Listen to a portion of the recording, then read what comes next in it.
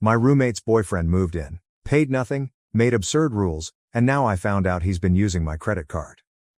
Olivia, a 19-year-old art history major, considered herself a fairly laid-back person. She was attending her sophomore year at a small liberal arts college in upstate New York.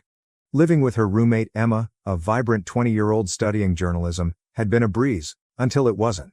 They'd been friends since freshman year, bonding over shared classes and a mutual love for overpriced coffee.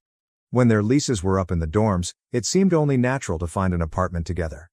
Their little two-bedroom, affectionately nicknamed the Burrow, was nothing fancy. Thin walls, questionable plumbing, and a persistent draft. But it was their own.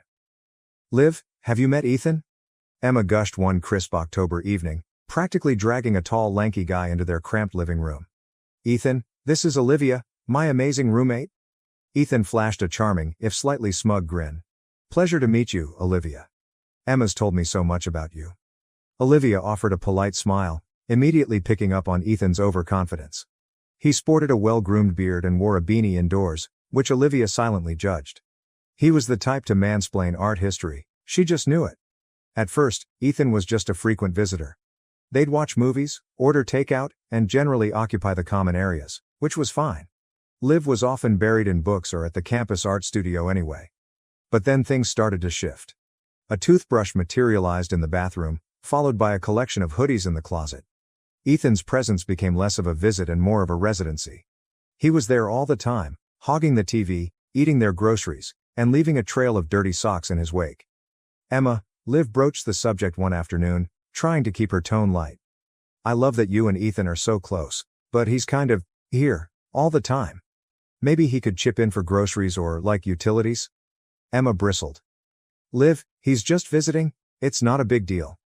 Besides, it's not like he uses that much electricity." Liv bit back a retort about Ethan's all-night gaming sessions.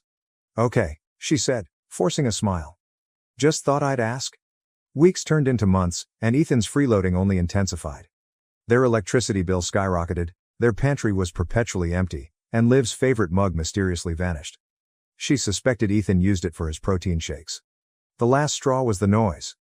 Ethan and his friends would gather in the living room late into the night, their boisterous laughter and video game explosions echoing through the thin walls. Liv, who had an 8 a.m. art history seminar, was perpetually sleep-deprived and irritable. One Saturday morning, after another sleepless night, Liv found Ethan sprawled on the couch, playing his Xbox. She surveyed the scene. Pizza boxes, energy drink cans, and a general atmosphere of frat house chaos. "Ethan," she said, her voice tight with frustration. "Can you guys please keep it down? I'm trying to study." Ethan didn't even look up. "Chill, Liv, we're almost done." That was it. Liv stormed out of the apartment, vowing to have a serious talk with Emma. "Emma, this has to stop," Liv pleaded that evening, cornering her in their tiny kitchen. "Ethan is basically living here, and it's not fair to me. I signed up to live with you, not you and your boyfriend."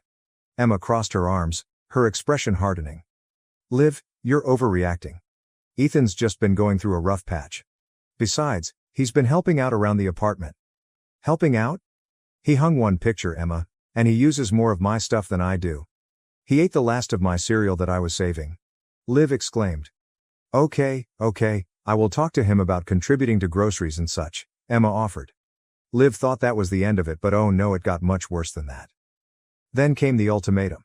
Liv was in the kitchen making herself lunch when Ethan walked in to grab a beer from the fridge, and he casually said, "Since I'm basically living here already, I was thinking of moving in permanently." Liv was taken aback from his comment. I'm not sure about that." Then fast forward to a week later, Liv was about to go to the library to study with some friends when Ethan cornered her. "Liv, I have been doing some thinking and I'd be willing to move in, but only on one condition." "Oh yeah? What's that?" Liv replied with uncertainty. Ethan started to lay out his rules. "First, you need to respect my gaming time and make sure that the Wi-Fi is free for me to use when I am streaming. Second, you cannot have any of your male friends over, and I want you to start doing your fair share of the cooking and cleaning." Liv was livid. "Are you serious? I cook and clean just as much as you and Emma. I will not let you disrespect me like that. And one last thing," Ethan continued. "You need to ask me for permission to invite your friends over." "Absolutely not. You are delusional if you think that is going to happen." Liv scoffed and headed to her car. The next day, Liv was approached by Emma. So Ethan told me about your conversation and I am appalled at how you treated him. He was just trying to see if you would be a good roommate. I am siding with him on this one. After hearing that Liv was at a loss for words, Emma was choosing Ethan over her. Okay, well you are going to have to choose between him and me cause I cannot do this anymore, Liv exclaimed with tears in her eyes. Liv decided enough was enough and made a post on Reddit. Aita for not wanting my roommate's boyfriend to move in after he gave me a list of rules. I, 19F, live with my roommate, 20F, in a small 2-bedroom apartment near our college campus. We've been friends since freshman year, but things have been rocky ever since she started dating Jake, 22 months. Jake is over all the time, doesn't pay rent, and makes a mess. I finally told my roommate that Jake needs to either start paying his share or stop practically living here. She told him and now he is mad and made up a list of rules for me if he were to move in. I don't want him to move in at all and think this is completely unfair. Aita for refusing to let him move in after his ridiculous test and for wanting him to pay his fair share if he's going to be here all the time. Update 1. Hi Reddit, I wanted to thank everyone for your amazing feedback on my last post. It seems like you all agree that Ethan is a freeloader and that I am NTA. I have been taking your advice and have started to set some boundaries with Ethan. I spoke with my friend the other day and she offered to let me sleep at her apartment if things get really bad. Ethan has been doing some petty things around the house such as using my stuff and I even caught him the other day reading my diary. It's like he is trying to get to me. Emma and I haven't spoken much but from what I can tell she is still choosing Ethan over our friendship. I am contacting the landlord today to see what my options are.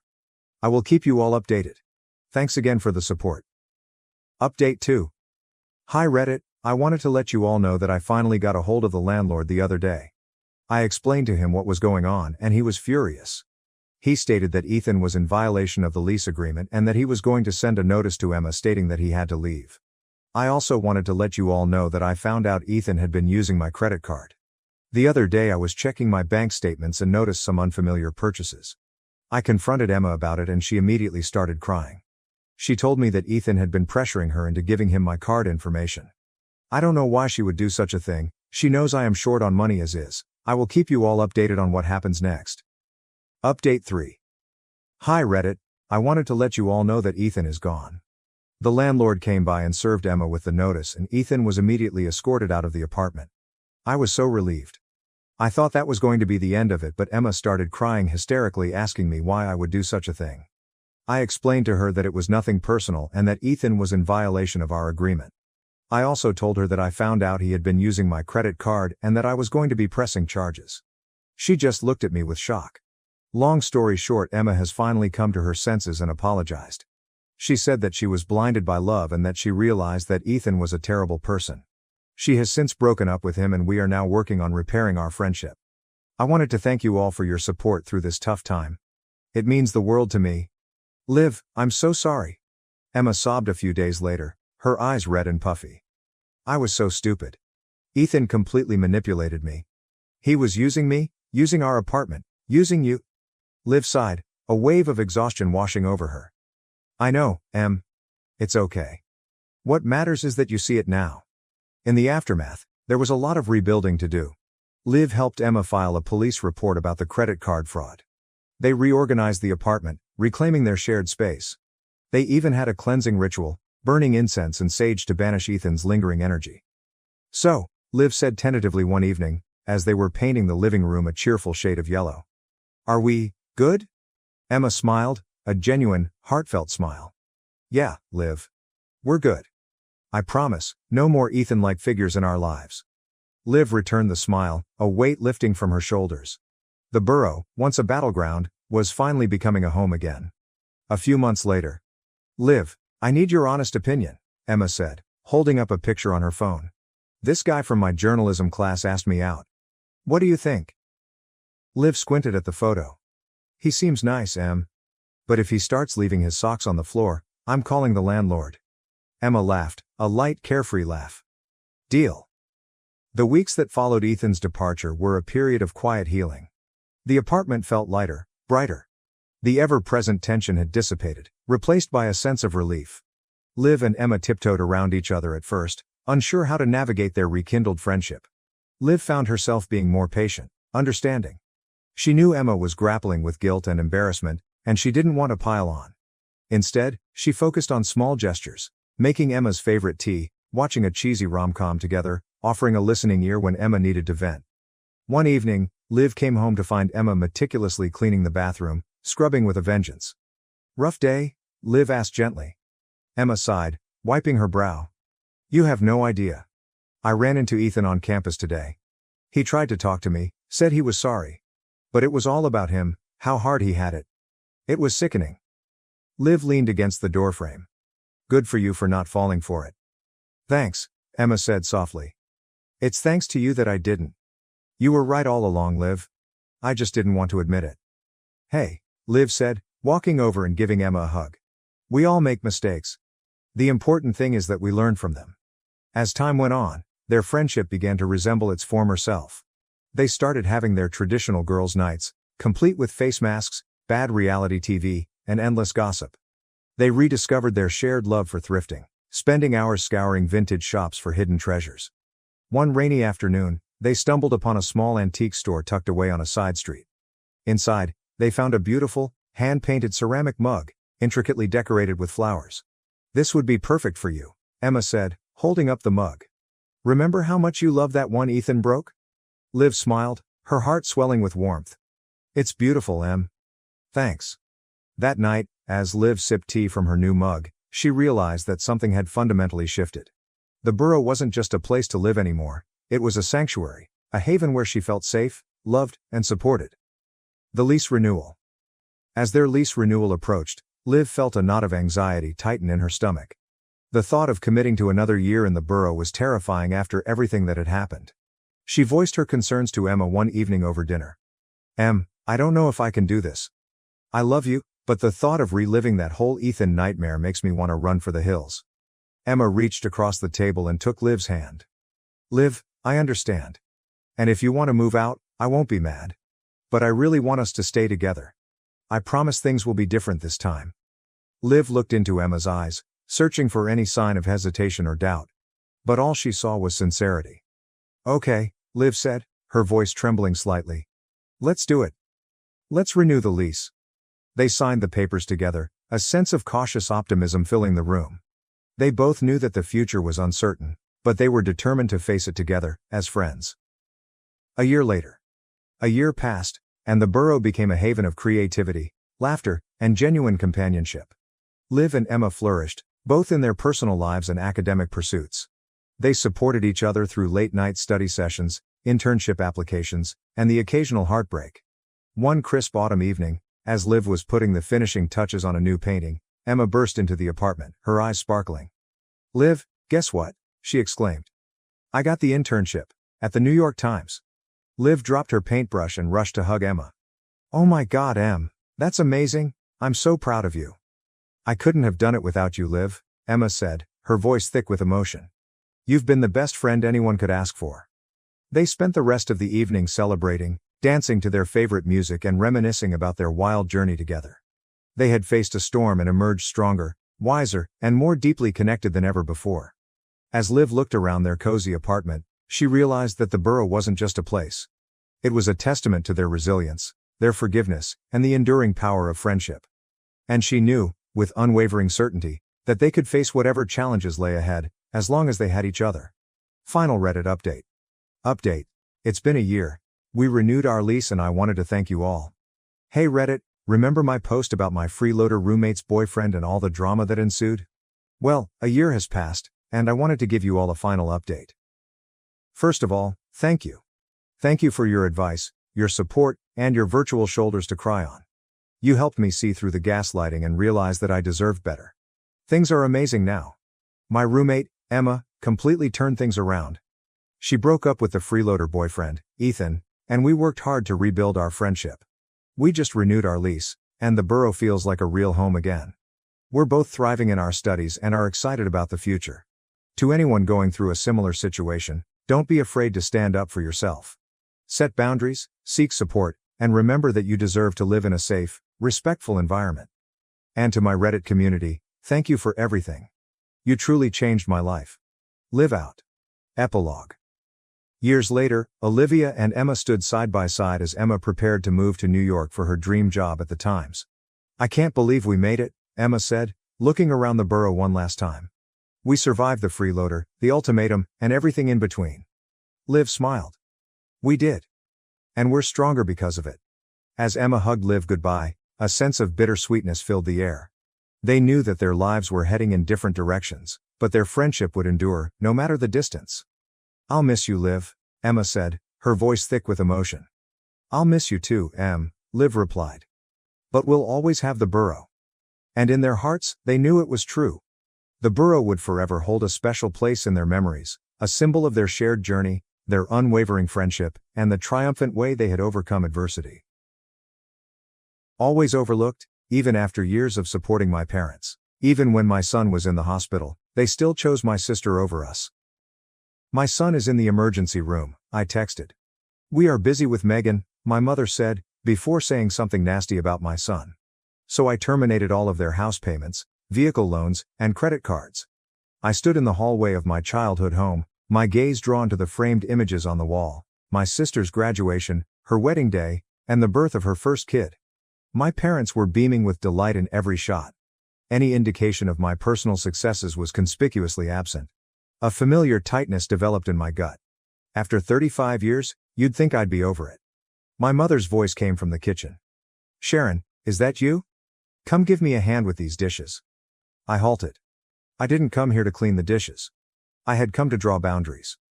When I entered the kitchen, my mother was hurriedly arranging an appetizer dish. Megan's party, of course. My sister had recently been promoted to department manager at a nearby bank, a position she had obtained through my father's connections. Can you finish these while I get ready? She asked, drying her hands on a towel before waiting for my response. Your father picked up the wrong crackers.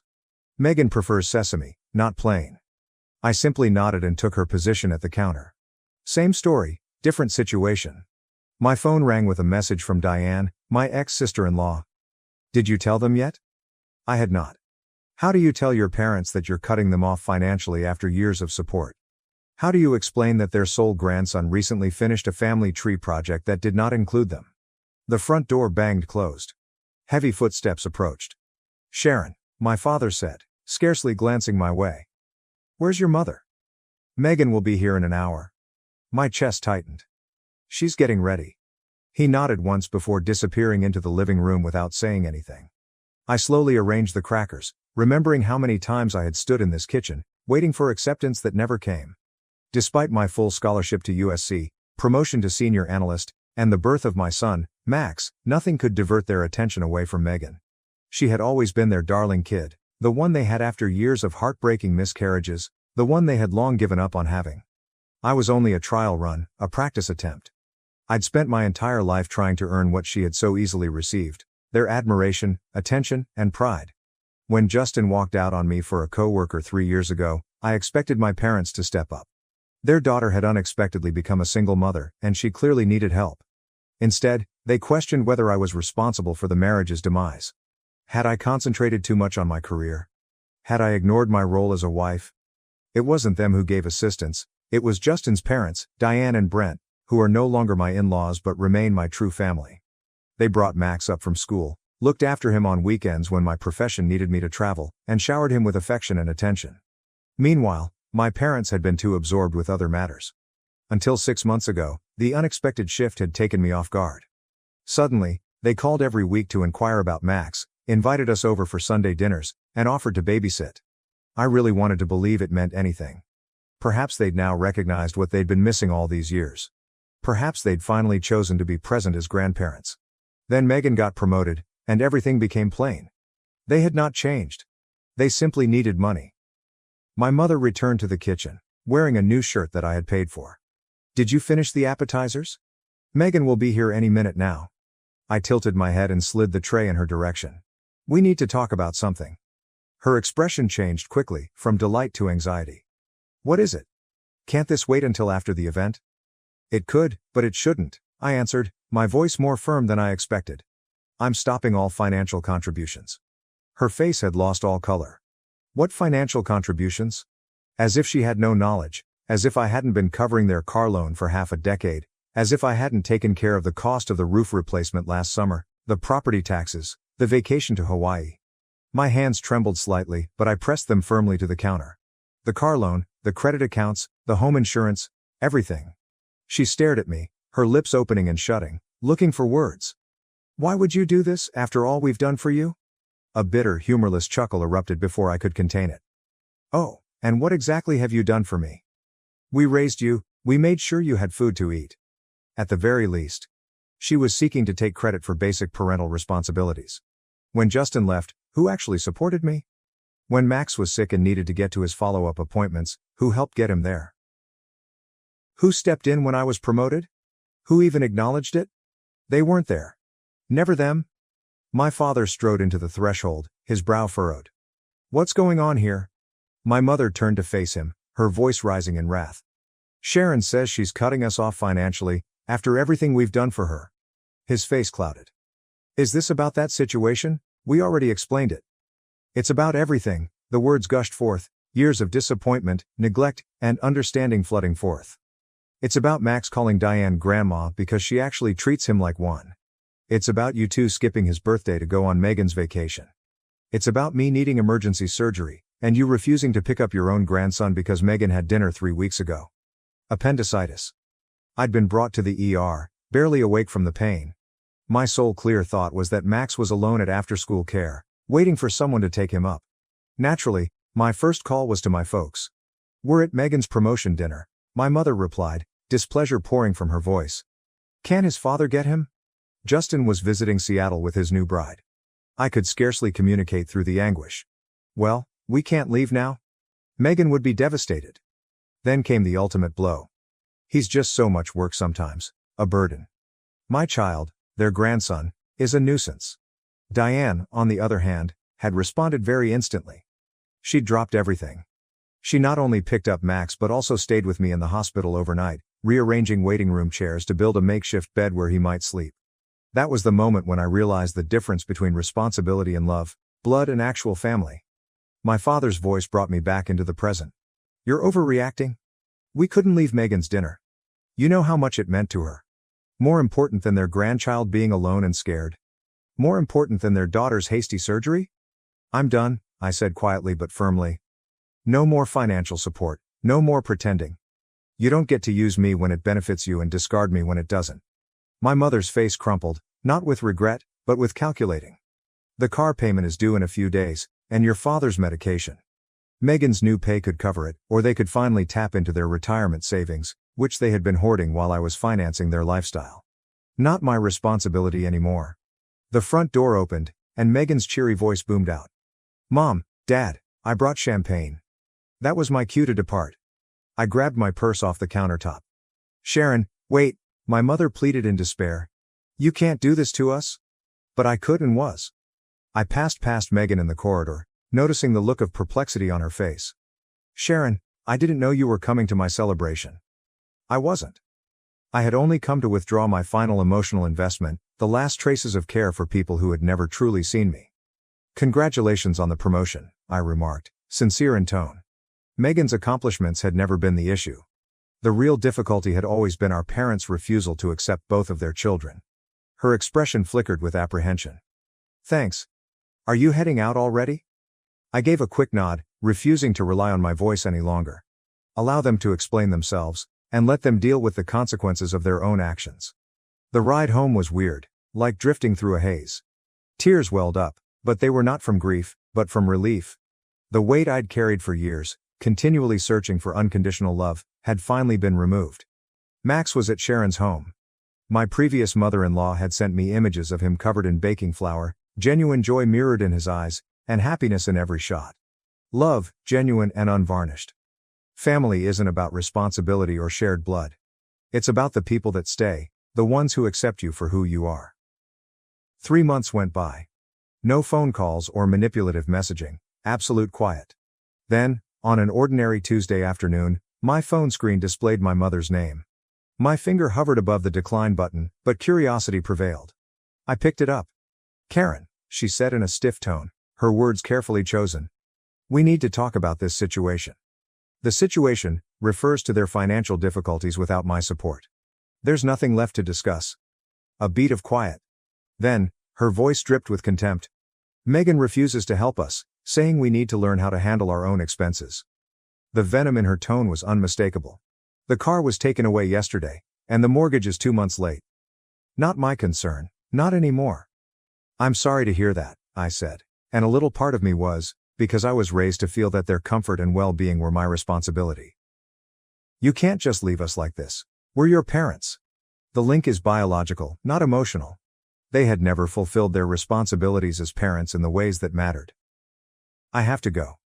Max has soccer practice. Karen, don't. I terminated the conversation and blocked the number. Across the kitchen, Max was working on his school assignment, a family tree. How's it going, kiddo? I inquired, leaning in. At the top, he had sketched Sharon and Brent, labeled Grandma and Grandpa.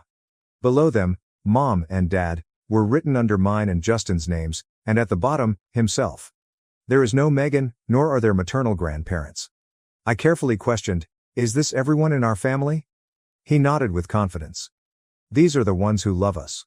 Simple, profound, and true. That night, after Max had fallen asleep, I sat on the back porch with a glass of wine. A gentle breeze swept on my skin as I considered inheritance. Not cash or property, but the emotional heritage carried down through generations, the concepts taught in us about love, value, and relationships. My parents had inherited their own traumas, their mistaken belief that love had to be earned, and that children were obliged to their parents rather than cherished by them. But cycles do not have to reoccur. Patterns can be rewritten. Max would inherit something different from me.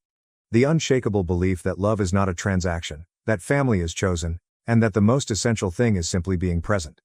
Sharon's phone vibrated with a message. Brian's making his famous chili this Sunday. Are you and Max coming? I smiled as I replied back. Wouldn't miss it. This was my legacy now. No shame, no responsibility, just choice, connection, and love given freely and totally. For the first time in my life, I felt fully abundant in what really mattered. Looking back, I could see the pattern clearly. The persistent pursuit, the never-ending fight, the frantic want to be acknowledged. My sense of value has always been assessed in terms of their validation, or lack thereof. Every milestone had been a silent request. Notice me, care about me, and acknowledge me.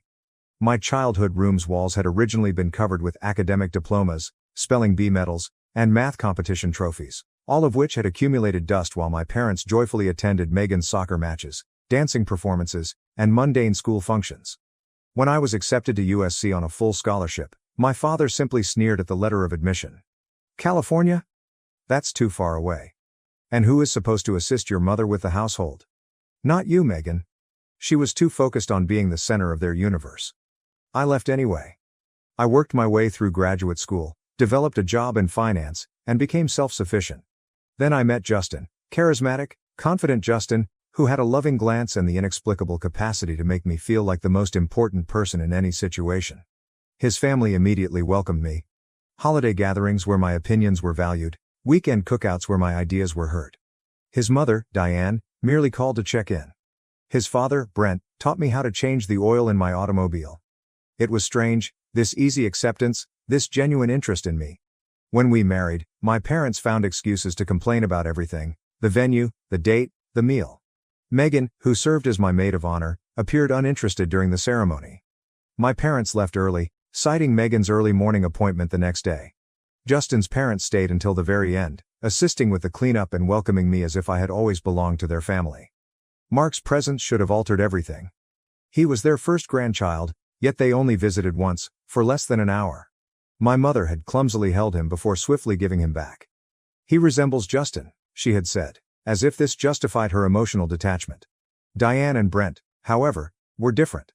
They brought home-cooked meals, offered to stay overnight during the exhausting first few weeks, and held Max for hours so I could rest, shower, and feel normal again. Justin then walked away, sending a text message rather than having a face-to-face talk. Sharon discovered me huddled up on the bathroom floor, sobbing. Sharon packed an overnight bag for Max. Sharon took us both into her house as I tried to understand the breakdown of my marriage. How did my folks respond? A single telephone call. My mother's tone had been uncomfortably near to satisfaction. Men don't appreciate women who prioritize their careers. I warned you. As if my drive had been the fault, as if I had somehow deserved to be left behind.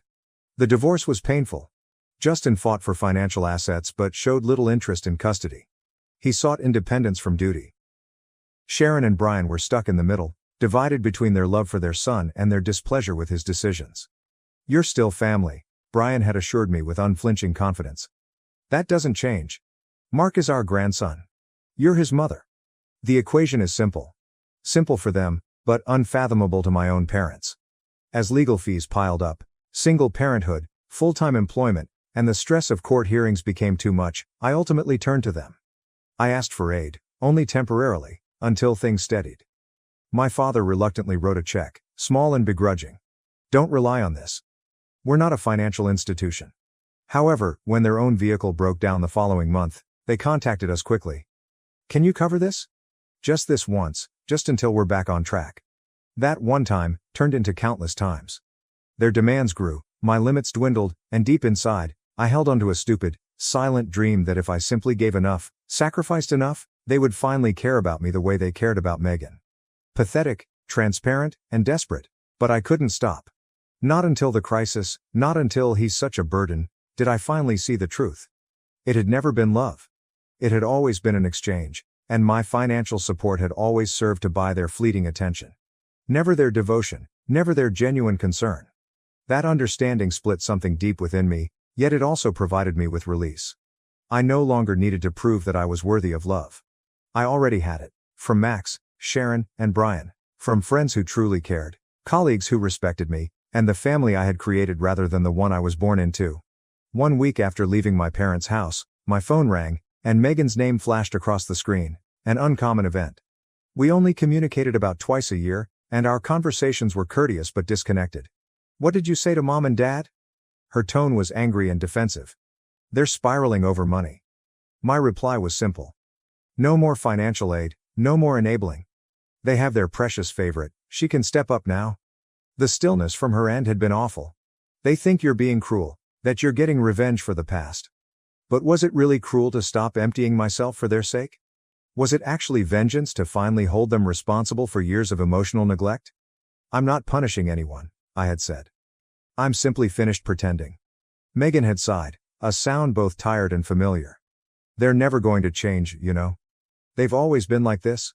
We made a rare acknowledgement, a common knowledge of the roles we'd been assigned before we even had a choice, her as the cherished one, me as the disregarded. "I know they won't change," I responded. "But I have." Another pause. Then, "Good for you." 2 simple words, but perhaps the most genuine thing she'd spoken to me in years. After we hung up, I thought about Megan's reality. Did she feel their expectations in a different way? Did being the preferred child impose its own invisible burdens? It didn't excuse her role in my marginalization, but it did help me understand why she did. We were both cast in roles that we had never consented to perform. Months after cutting financial links, I finally understood what true freedom entailed, not just freedom from responsibility, but also freedom from seeking acceptance from people who were incapable of providing it. My worth had never been determined by their recognition, my value had never been linked to their acceptance. I had always been enough. They just didn't see it. Mark ran into the kitchen, interrupting my thoughts. "Mom, Grandma Sharon says she's making spaghetti tonight. Can we go now?" Grandma Sharon. A title gained not by blood, but by love, presence, and a million small acts of kindness. "Of course, buddy, grab your shoes." As he sprinted toward the door, a great sensation of gratitude washed over me. For this bright, resilient youngster, for the family we had built out of choice rather than duty, and for the profound wisdom that had arisen from struggle. Sometimes the most significant lessons come from what we learn through pain, the desire to break cycles, be better, and create something new. My parents had shown me the type of mother and human I refused to become. And for that, weirdly, I felt grateful. As I drove approaching Sharon and Brian's house, Mark happily conversing beside me, I felt something click into place. The journey from craving for acceptance to finding peace, from seeking affirmation in others to finding it inside myself, had come full circle. I'd been carrying the weight of inheritance, emotional debts, ingrained routines, and suffocating expectations for far too long. But I'd finally let them go. And what was left was lighter, purer, and completely mine. Family, love, belonging, not in transactions, not duties, not desperate attempts to establish my worth. But it was a purposeful and intentional choice, based on the peaceful assurance that I was finally where I was supposed to be. My husband wants me to quit and stay home with the kids, but I love being a chef and the thought of being a housewife suffocates me. Original post January 16, 2022. For anonymity I can't go into details, but my husband, 34M has developed something in IT that's well known and it made him rich. I, 38F, am a chef and I make probably 1/100th of what he does. It doesn't matter for me, however, because I love my job. We have a great life together. We had our first child, a baby girl, 3 years ago, and our twin boys are 9 months old. I have a few months left of my maternity leave, and with the country closing up again because of the new Omicron variant, I started getting worried that my workplace won't take me back. I voiced my worries to my husband a couple of days ago and he just shrugged and said it's not like we needed the money. I was confused and told him that I knew that.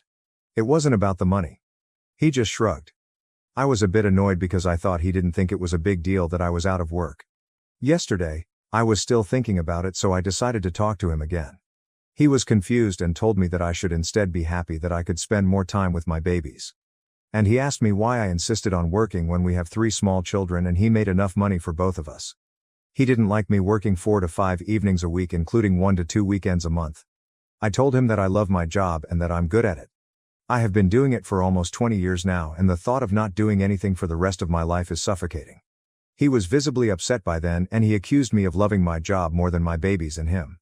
I could always cook at home for the family, and if I was worried I would lose my independence, he could transfer the same amount I earned from my job to my private account monthly. I started crying and he kissed and hugged me and told me that he loved me, but he has been thinking of this since our girl was born, and he didn't like me coming home late at night. So I needed to choose between my job or being a family. I was startled. Did he mean it as an ultimatum? He did. He actually wants me to be a housewife or we go our separate ways. I went to my mom's place first thing this morning. She listened to me talking and crying, but when I finished she wasn't indignant on my behalf, like I expected. She was silent for a while and then she asked me to think carefully about my next move. If we get divorced, I need to think about my babies. I will never be able to give them the life their dad is giving them, and I might lose them because of it. Is it worth it to change their lives so drastically and have them live in 2 separate houses? All that for a job. I have worked my whole adult life and I just could see this as an early retirement. Many dreamed of this. Why couldn't I enjoy it? I wasn't expecting my mom to say these things. She's always been this strong, independent woman who raised us to be independent and taught me to never rely 100% on anyone other than myself. Hearing her say all that made me question my feelings. Before I met her, I was totally sure I was right being hurt and angry, but now I think maybe I'm overreacting and that my husband's request wasn't that unreasonable. But if that's the case, why do I feel like my heart is swollen in my throat?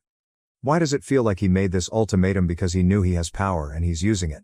Throw any suggestion or advice my way and please be honest. Not rude, honest, because I feel I'm wronged here and I'm having a hard time thinking from my husband's perspective. Update January 27, 2022. So I have posted here about 2 weeks ago about my husband not wanting me to go back to work after maternity leave. I got a lot of real good advice. I just want to clarify some things about my post that many seem to have misinterpreted. I'm sorry my language wasn't very clear. I don't work 4 to 5 days plus weekends. I work 35 to 45 hours a week in total, and sometimes it's during the weekend. Staying at home mom isn't normal in my country. Daycare is free and we don't have a nanny. I'm saying this because I want you to understand why I was taken aback about this whole situation. I'm not trying to be disrespectful to stay-at-home moms. He can't get sole custody just because of his wealth. Or because of my work hours. It doesn't work like this here, thank God. But I'm thankful for those who expressed worry about that, because I know this is the sad reality in other parts of the world. So to the update, I have had long talks with my husband about all of what happened, trying to understand his point of view. I have told him that I can't see myself as a housewife, ever, but that I am willing to start looking for jobs with better hours, or that I can finally start my own restaurant.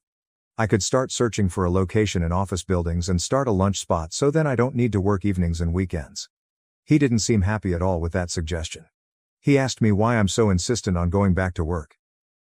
He said these last months have been the happiest of his life, coming home from work every day to his family, and that he thought I am happy too. I am. I love being with my babies all day, but just because I'm enjoying my maternity leave, it doesn't mean I don't want to go back to work. In fact, I'm enjoying every minute now because I know it's not permanent. We had a row. He said he's always felt that I'm scared of him making much more money and that I'm scared of being dependent on him, so if I'm insisting on working because I don't want to be dependent, he could pay me 10 times what I earn to stay home. I started crying and told him I'm not going to be a housewife and I don't accept ultimatums, so he should do what he feels fit. He said he's tired of going around feeling that his wife is intimidated by his success. He's doing this for both of us. I have to admit that I'm sometimes scared of him having more power than me. He said it's all in my head, but really would he ever dare to ask me to quit my job if he didn't feel he had the power to do it? Could I ask him to quit his job with that same ease? There's no denying the power dynamics in our relationship, and I have all the right to be scared of it. So there was no progress really, and no matter how much I explained myself, he doesn't seem to understand me. And probably he feels the same way with me. It feels like we're on different levels. I have suggested counseling. He said he will think about it. Now we're just civil to each other, but we don't talk much, and we haven't been intimate since I first brought up going back to work. I love him and I miss him. I don't want it to end, but the ball is in his court now. My mom is very angry with me. We haven't spoken for a week. I don't know what to do with her either. Update 2. Monday, January 31st. Thank you everyone for the support. I won't be able to make any more updates because you're only allowed one. This is however not a big update, so I thought I could just add it here before the post gets locked.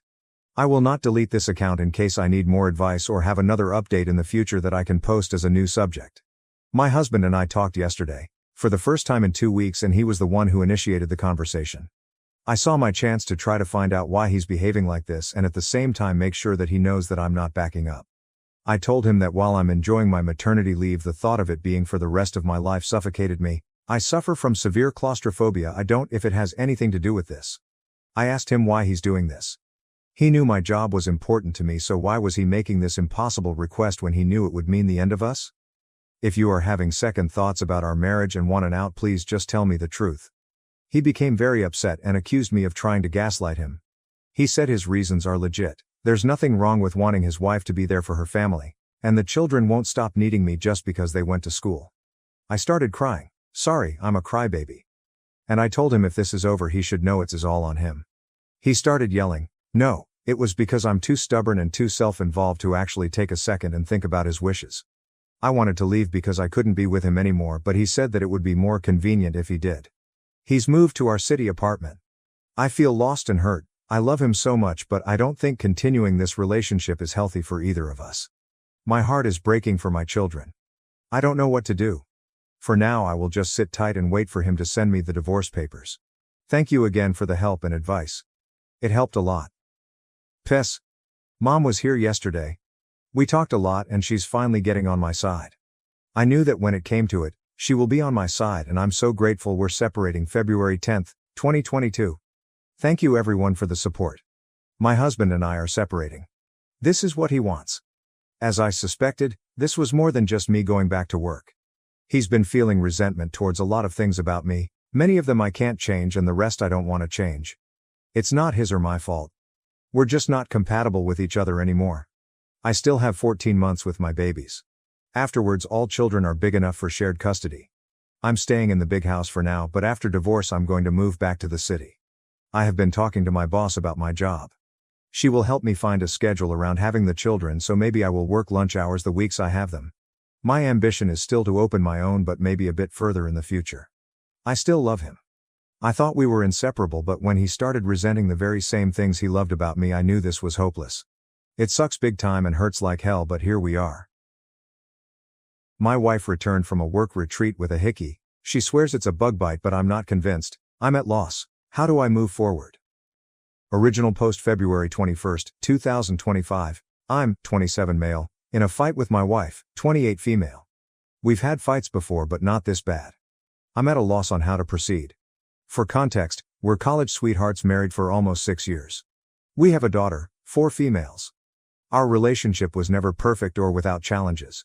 We've faced some family opposition with cultural differences, but we've made it work. She's my first love and my best friend. My wife works in a corporation. Her job has annual work retreats that last for about a week. This year was in Vegas.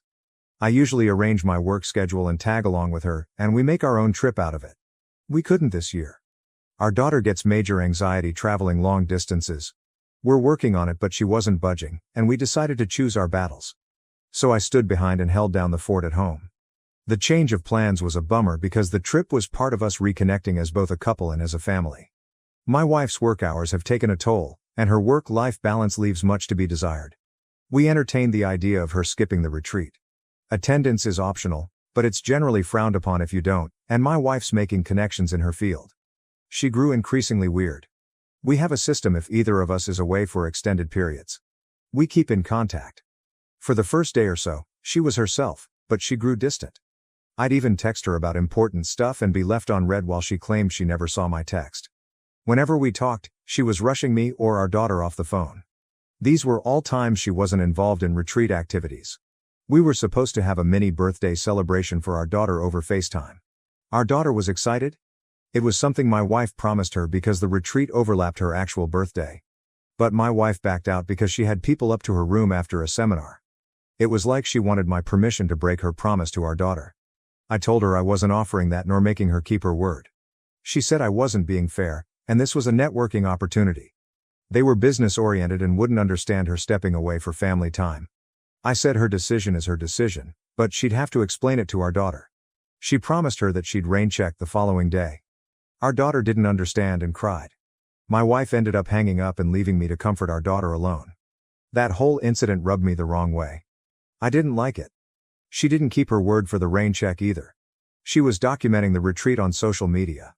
One coworker, 23 million, was almost in every pic video attached to her hip. In one pic he had his arm too comfortably around her IMO. He's a recent hire in my wife's department.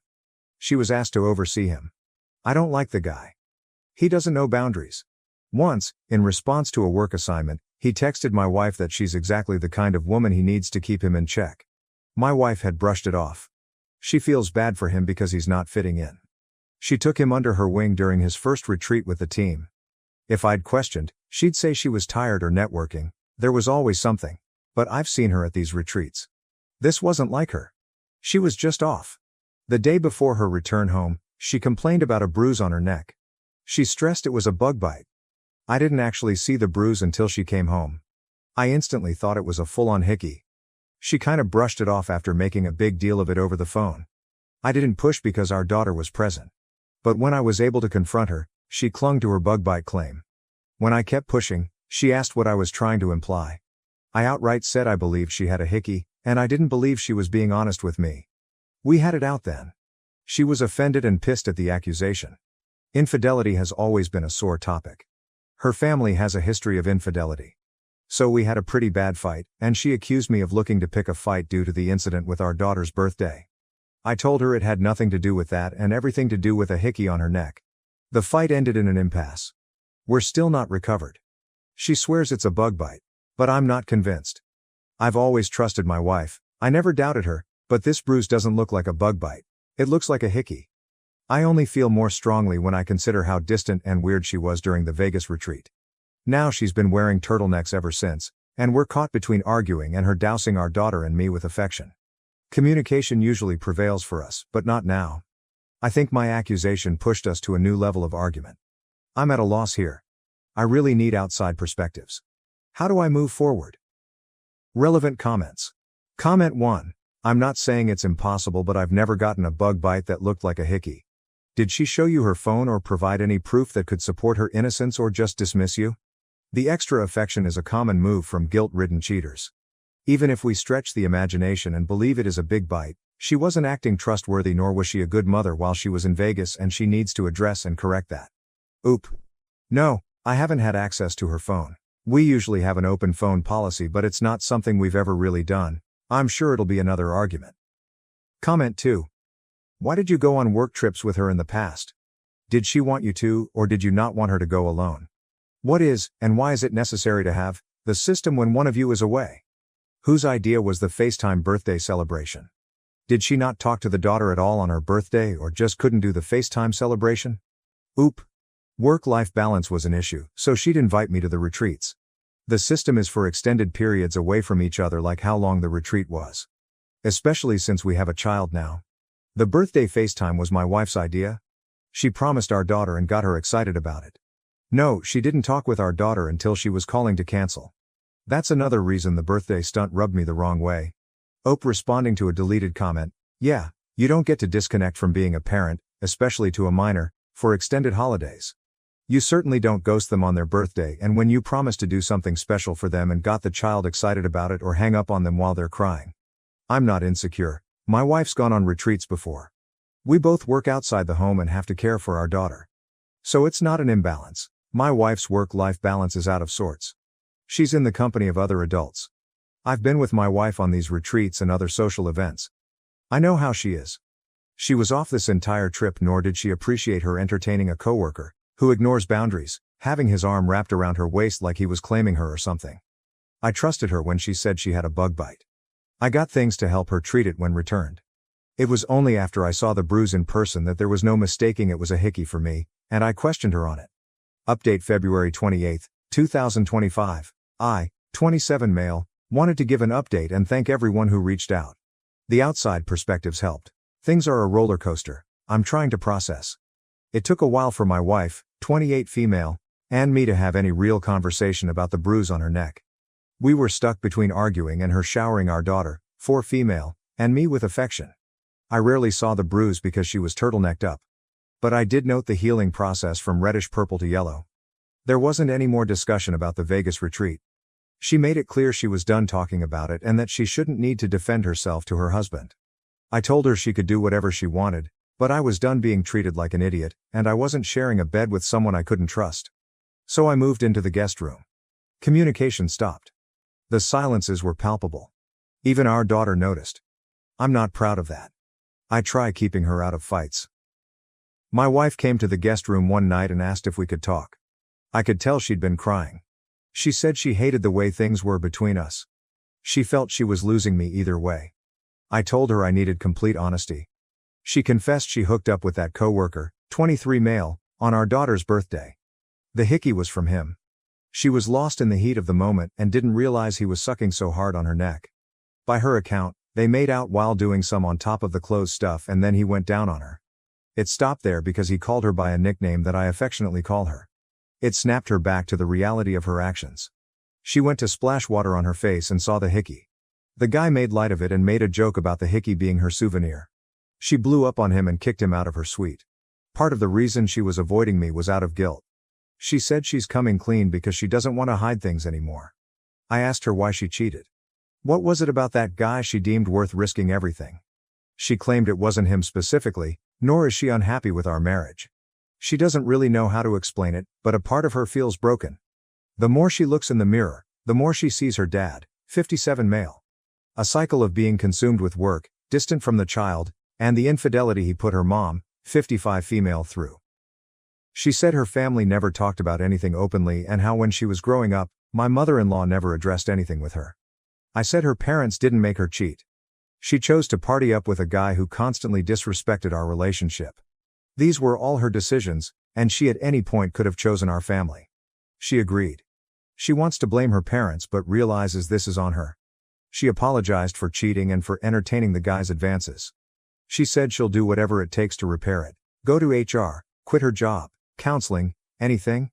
She wants to make everything right. I told her I don't know what right looks like or if that's possible for us anymore. I knew we had our problems, but I thought there wasn't anything we couldn't talk about. She insisted we still could talk it out. We didn't have to give up on us. She tried giving this rally cry for our relationship, but I felt very numb. I said I didn't recognize her. Not just the betrayal of our vows but also how she treated our daughter. She's like a stranger. She feels she failed as a wife and mom, but she loves us both beyond words and wants our life together and our family intact. I told her I couldn't give her the answer she wanted and thought we needed to separate and reevaluate. She didn't want separation. She felt we should stay together in our home, but I told her a separation was happening. Either she was leaving the home or I was with our daughter. She consented to leaving so as to best not uproot our daughter so much. She asked for our daughter not to be taken away from her. My wife's staying with my in-laws. I know that's difficult in itself because she doesn't have the best relationship with her parents. One of the hardest parts is the shift for our daughter. Right now, she believes her mom's just busy with work as usual. She hasn't questioned it too much. My mother-in-law called the other day. She made no excuses for my wife, but she's advocating for us to work through it. She told me times when she heard my wife describe me as the anchor she always wanted. She believes there's something worth fighting for if I'm open. Despite some family opposition we faced throughout our relationship, my mother-in-law was always a supporter of us. I'm even more at a loss. I never imagined this kind of betrayal from my wife. She was my safe place. I feel numb yet broken. I'm in love with her. That hasn't changed. But I don't see myself, her, our relationship, or our family the same. Everything's more tense because it's fresh. I think this period of separation is for the best. I'm not sure about divorce. I haven't let myself fully go there. I'm not set either way. I don't know where things go from here, but I'm focusing on our daughter and taking things one step at a time. I feel that's all I can do right now. Thanks again to everyone for the support. It's much appreciated. TLDR update 4. My wife returned from a work retreat in Vegas with a hickey on her neck. She swears it's a bug bite, but I'm not convinced. I only feel more strongly when I consider how distant and weird she was during the retreat. We're stuck between arguing and her dousing our daughter and me with affection. I'm at a loss. I really need outside perspectives. How do I move forward? Relevant comments. Comment 1. It was already established that there had been line crossing with the coworker prior to the trip, even if it wasn't physical yet. But even if there hadn't been, I've known coworkers' pet names for their significant others before when only interacting with them on a professional level. The fact that the guy both intentionally gave her a hickey and used the pet name says a whole hell of a lot about him though. Someone willing to engage in an affair is bad enough. This guy was doing it as some kind of sick power play. Comment 2. It's also possible it's something super common like honey or baby OOP. No, it's a specific nickname. It's not derived from her name or anything. It just summed up things I loved about her in one word. Apparently he turned it into a sexual context. Comment 3. One question. How close was the colleague to her to know her nickname that you use? And why did she let him this close to her literally and figuratively? Ope. At the time, I knew they had a friendship. She was asked to mentor him as he joined her department. So she took him under the wing and was supposed to be showing him the ropes. They would text and stuff and he would cross boundaries. His texts increasingly read like a guy fishing for an opportunity. My wife shut the idea down as not even a factor for her and I chose to trust my wife because I never had a reason to doubt her before. As far as the nickname, it was something only I called her but it wasn't like a secret thing. I called her by it in front of others and our daughter. She claims the guy overheard me say it when she had me on speaker once and he asked her about it after. New update. Update to March 14, 2025. Thank you again to everyone. I, 27 male, couldn't respond to every message, but everything's appreciated. I wanted to provide an update. Things have been a little chaotic with the new status quo after my wife's 28 female affair, but I'm taking everything one step at a time. My wife and I explained the separation to our daughter, 4 female, in simple, concrete terms and reassured her that we both still love her without going into the reasons behind the separation. Our daughter's always been an observant kid, but I don't think the separation has hit her yet. She doesn't see the difference between her mom not being home and her usual busy with work. During visits, she's more distant towards her mom and clings to me. My wife attempted to play with her on this toy set, but our daughter wasn't having it and shouted at her mom that she didn't want to play with her. The disconnect between my daughter and wife hurts in a way I'm still processing. I knew my wife's work-life balance took its toll. Pre-Vegas, we were supposed to be working on reconnecting, but just how fractured things are is a lot more apparent. Our daughter interacts very little with her mom and becomes quiet around her like she does with strangers. I feel at her age we, as her parents, should be who she's closest with and not this disconnected from her mom. Their dynamic is something I've been reflecting on. My main focus is making sure my daughter's okay through all of this. As far as between my wife and me, she's advocating for us to reconcile. She's expressed she wants to work on our marriage not solely for our daughter but because she loves me. Her rally cries for our relationship are still falling flat for me. I can't give her what she wants right now. I told her I wished she would have given herself these rallies before cheating. She's adamant about the affair timeline and what occurred with the coworker, 23M. They connected because she felt bad he wasn't fitting in.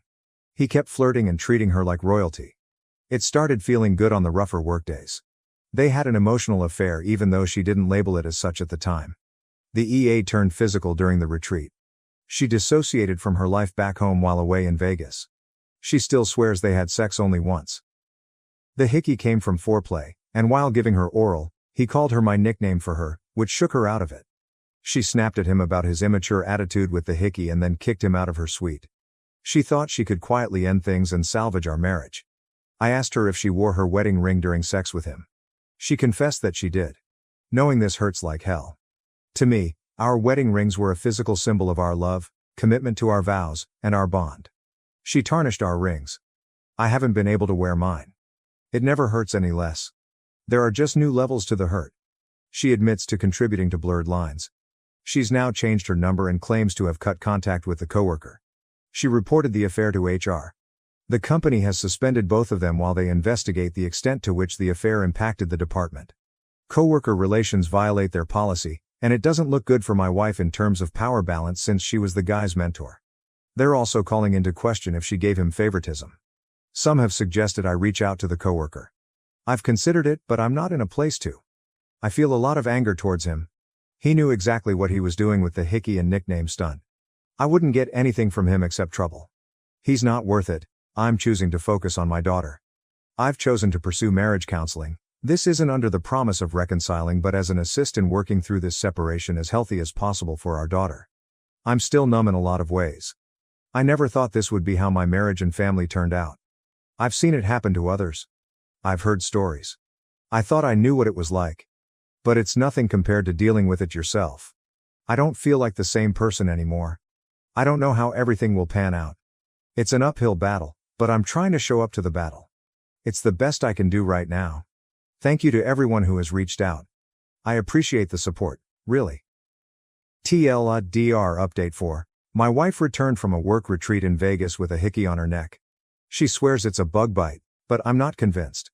I only feel more strongly when I consider how distant and weird she was during the retreat. We're stuck between arguing and her dousing our daughter and me with affection. I'm at a loss. I really need outside perspectives. How do I move forward? I was disowned by my entire family after being falsely accused of sleeping with my cousin's fiancé. Now, the truth has finally come to light. How did my life even become this? Seriously, I can't even wrap my head around it. Family disowned me, friends turned their backs, and I'm even banned from my favorite pub. I swear, I didn't do anything to deserve this. Okay, let me start by reintroducing myself. I'm Alex, and this is the living hell story that started about 3 months ago. I was honored to be a groomsman for my cousin, Ethan, who was getting married to Chloe. Chloe had been one of my closest friends since we were toddlers playing in the sprinklers. The wedding day arrived, and I was busy directing guests to their seats. Everything was normal until Ethan stormed in, dragging a group of groomsmen and other people after him, all looking agitated. Ethan looked at me and growled, "Alex." Before I could even mumble a reply, bam! A punch landed square on my face, then, bam, bam. A combo of punches, you guys. He was yelling while hitting me, "How could you do this? I know everything." The groomsman jumped in, finally yanking him away from me. I was astonished, my mind whirling, and I couldn't understand anything. What's going on? What did I actually do? They hurriedly took me out of the room, leaving me with a lot of questions in my head. The next stop was the clinic. My lip was swollen, my nose was bleeding, and my left eye was going black and blue. The doctor patched me up and asked if I wanted to pursue charges, but all I wanted to know was why Ethan had freaked out. Dad texted, "Wedding is off. You have till the end of the day to get your belongings out of the residence." WTF, I hadn't lived with my parents in months, but I still kept some stuff there. This text was like an extra hit in the belly, and I hurried immediately to their house to get some explanations. When I entered the house, my parents and siblings stared at me as if I were a criminal. It was then that I realized I was being accused of sleeping with Chloe, Ethan's future wife. What? I was shocked. I disputed it immediately, but no one listened. My brother slammed a bag containing my belongings at my feet and kicked me out. "Get out. Don't ever return." I was absolutely disoriented, not knowing what was going on or where it was coming from. I attempted to contact Ethan for an explanation, but he had blocked my phone number. Calling anyone in the family resulted in being yelled at or getting hung up on. I finally decided to call Chloe. The initial call was a catastrophe. We were both yelling and blaming each other, but when we settled down, we recognized something was wrong. We were both caught in a trap, but we had no idea who set it or why. To avoid making matters worse, we agreed not to meet in person and instead texted and emailed to put things together. No matter how hard we tried, we kept hitting dead ends. Everyone believed we were having an affair, but when we asked for proof, they remained mute. When I finally spoke with Ethan, he asked for proof that I hadn't slept with Chloe. I was stunned. My family cut off contact, acquaintances turned their backs, and even my favorite coffee shops and pubs refused to serve me. It turned out that Ethan had connections all over the place and was not afraid to use them. After Ethan moved out of her apartment, her family abandoned her, and friends evaporated. To make matters worse, her co-workers were making her life terrible. I couldn't stand it any longer, so I told Chloe I was leaving this dead-end town. She agreed, and we decided it was better to go our separate ways and start over somewhere else. Throwback Thursday, 5 years later. It's been 5 years since I last had a proper conversation with my family. 5 years since my cousin Ethan's almost wedding. Back then, I was accused of sleeping with Chloe, his soon-to-be wife. Those accusations were completely fabricated, but who cared? Ethan punched me in front of everyone, the wedding was cancelled, and my entire family turned their back on me. At first, I tried to clear my name, begging them to believe me, but after a while, I realized it was pointless, so I left everything behind and moved away. Chloe went through the same thing. Her family also believed the lies and disowned her, so she, too, decided to start over, but in different states. The incessant accusations and gossip exhausted me, so I decided to break off all links with people from my old life, except for Chloe. She was the only one who fully understood what I had gone through. We kept in touch through social media and the occasional phone conversation, but that was it. For the past 3 years, I've been with Olivia, an amazing woman. I told her the whole story about Chloe and me, every painful detail. Surprisingly, even though they've never met, Olivia and Chloe get along great. They even share a love for the Hunger Games. Every other week, they hop on Zoom, sipping wine and snacking, chatting about books and life. It's amazing. Olivia and I have been invited to Chloe's wedding next month, which will be the first time I've seen her in 5 years. I have big plans of my own. I'm going to propose to Olivia, not at the wedding, nor even during that trip. I don't want to overshadow Chloe's big day, but the prospect of sharing my life with Olivia grows stronger by the day. So why am I telling you all of this? Because last week, something happened that shocked me to the core. A ghost from the past decided to re-emerge. Update. That day, Olivia was working from home. She does it frequently these days, when she doesn't want to deal with the terrible traffic. Her job is rather flexible. I'm not that fortunate. Olivia contacted me around lunchtime. She typically contacts me when I'm at work, so seeing her name appear on my phone in the middle of the day seemed suspicious. Her voice was unsteady as she told me what had happened. After going out for lunch at our favorite shawarma establishment, she returned home to find a letter posted to the door. "We need to talk, I'll be returning tonight." Although there was no signature, she believed it was for me because my name was on the door. Olivia was terrified by the note, so she locked all the doors and stayed inside all day. When she told me about it, I requested an early leave from work and rushed home. We stayed up late that night, waiting to see who left the note, and even though I didn't think it was necessary, I didn't say anything when Olivia grabbed a baseball bat and placed it next to the couch. She was clearly on edge, and I didn't want to make things worse. But no one came, and the night was silent. For the next 2 days, nothing happened. No strange notes, no unexpected visits, just an odd, disturbing silence. Then, on the evening of the third day, the doorbell rang, and I opened it to see a man standing there, looking exhausted, as if he hadn't slept in days, and smelling faintly of alcohol. "Hey, Alex," he began, his voice raspy and familiar.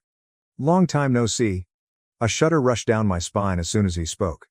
I recognized the person standing in front of me as Ethan. Honestly, I didn't want to allow Ethan in. The last time we spoke, he almost hurled a beer glass at my face, so when he popped up unexpectedly, I wasn't exactly rolling out the red carpet. This is how our first discussion went. "Ethan, won't you invite me in?" Me? "No. I don't think that will happen." Ethan. "Okay, fair enough, I came to apologize. I know the truth now." Me. "I accept your apology. Goodbye." I was about to slam the door, but he wouldn't give up so simply. "Ethan. Wait. Are you not going to let me explain?" Me. "Not really. An explanation could have been useful back then, before everyone I cared about turned away from me. But what good will it do now?" Ethan. "All right, you have a point. But I'd still like to apologize to Chloe. Can you provide me her contact information?" My response. "I could, but I'm not going to." Ethan. "Come on, Alex. I just want to apologize to her." Me. "I'll tell her you're attempting to contact out. If she wishes to talk, she will contact you directly, but you should keep away from her." That was all I wanted to say, so I slammed the door and went away. Through the door, I heard him cry, "Unblock your mother? She wants to speak to you." I didn't respond. Instead, I went straight to the living room, where Olivia was waiting. I told her everything that had just transpired, and we both agreed that the first step should be to phone Chloe. If anybody needed to know about Ethan's reappearance, it was her. When I called, Chloe was astonished, and she made it obvious that she didn't want Ethan to receive her contact information, which I assured her I would never give him. It took me a few days to determine what to do about my mother. Finally, I cleared her phone number and texted her a simple message. "Heard you wanted to talk?" A few minutes later, my phone buzzed with an incoming call. I let it ring and texted back. Text only, no calls. She replied quickly. Mom. We know you spoke with Ethan. We want you to come home. Me. I am at home. Mom. You understand what I mean. We'd like to apologize and welcome you back to the family. Me. I accept your apology. I am staying here. Your mother. We just want to make things right. Me. I will think about it. Goodbye. I realize it probably sounded callous, but when the people you care about throw you away like garbage, it changes you. Right now, I'm not ready to let my old life interfere with the life I've created here. Olivia, Chloe, her fiancé, and I are all on the same page about this. For the time being, nothing has changed. We've agreed to keep the past firmly in the past. We'll talk about it again after Chloe's wedding, but for now, remaining out of contact feels like the safest option. Wedding vibes, the truth is out. Chloe's wedding was amazing. A day full of joy and love that she absolutely deserved, after everything she's been through. After some long conversations, I decided to return to my hometown to meet with my family. It wasn't an easy decision, but I felt that I needed to close this chapter, one way or another. I requested that Chloe's parents and Ethan attend the wedding. I also noticed a familiar bridesmaid sitting alone, looking uneasy and withdrawn. I couldn't pinpoint why I thought she was significant until later when I arrived at the meeting. When I arrived at the meeting, my mother immediately tried to hug me, but I gently stopped her and kept a safe distance. Before anyone could say anything, I took out my phone, turned it on the speakerphone, and placed it in my shirt pocket. Chloe's on the line, I stated. She's listening to everything, but her microphone is muted. If she wishes to speak, she will unmute. If she decides she is finished with this talk, she will disconnect. It is entirely her decision. Chloe's father frowned. Why isn't she here herself? I looked him directly in the eyes and said, because she informed me last week that she doesn't feel safe after what occurred 5 years ago. Could you blame her? Ethan didn't just punch me that day. He also smacked Chloe. And didn't even give her the opportunity to defend herself. Hearing that, Ethan's face became pale, and a murmur of concern swept through the room. Yet, they eventually began to describe what had happened. 2 years after the scandal, Ethan married Megan, the bridesmaid I had noticed at the wedding. Their marriage was rocky from the start, with constant arguments. During one of those fights, about 6 months ago, Megan slipped up and admitted that she had sabotaged Chloe's relationship with Ethan, only to hear about it throughout their marriage. Megan stated that she was the one who told Ethan that Chloe was having an affair with me. She claimed to have observed it but couldn't provide any evidence, and she made it all up to pull them apart. When Ethan brought this accusation to the family, everyone believed him without question. They assumed he wouldn't ruin his own wedding unless he had a good reason, and they just took Megan's word as gospel. They didn't stop to talk to me or Chloe, nor did they give us a chance to explain or defend ourselves. Now that the truth had been revealed, they wanted to apologize, make things right, and welcome us back into their lives. I sat there for a moment, contemplating what I just heard, before turning to Megan. Let me get things straight. You wanted to be with Ethan so badly that you damaged Chloe's life to get her out of the way.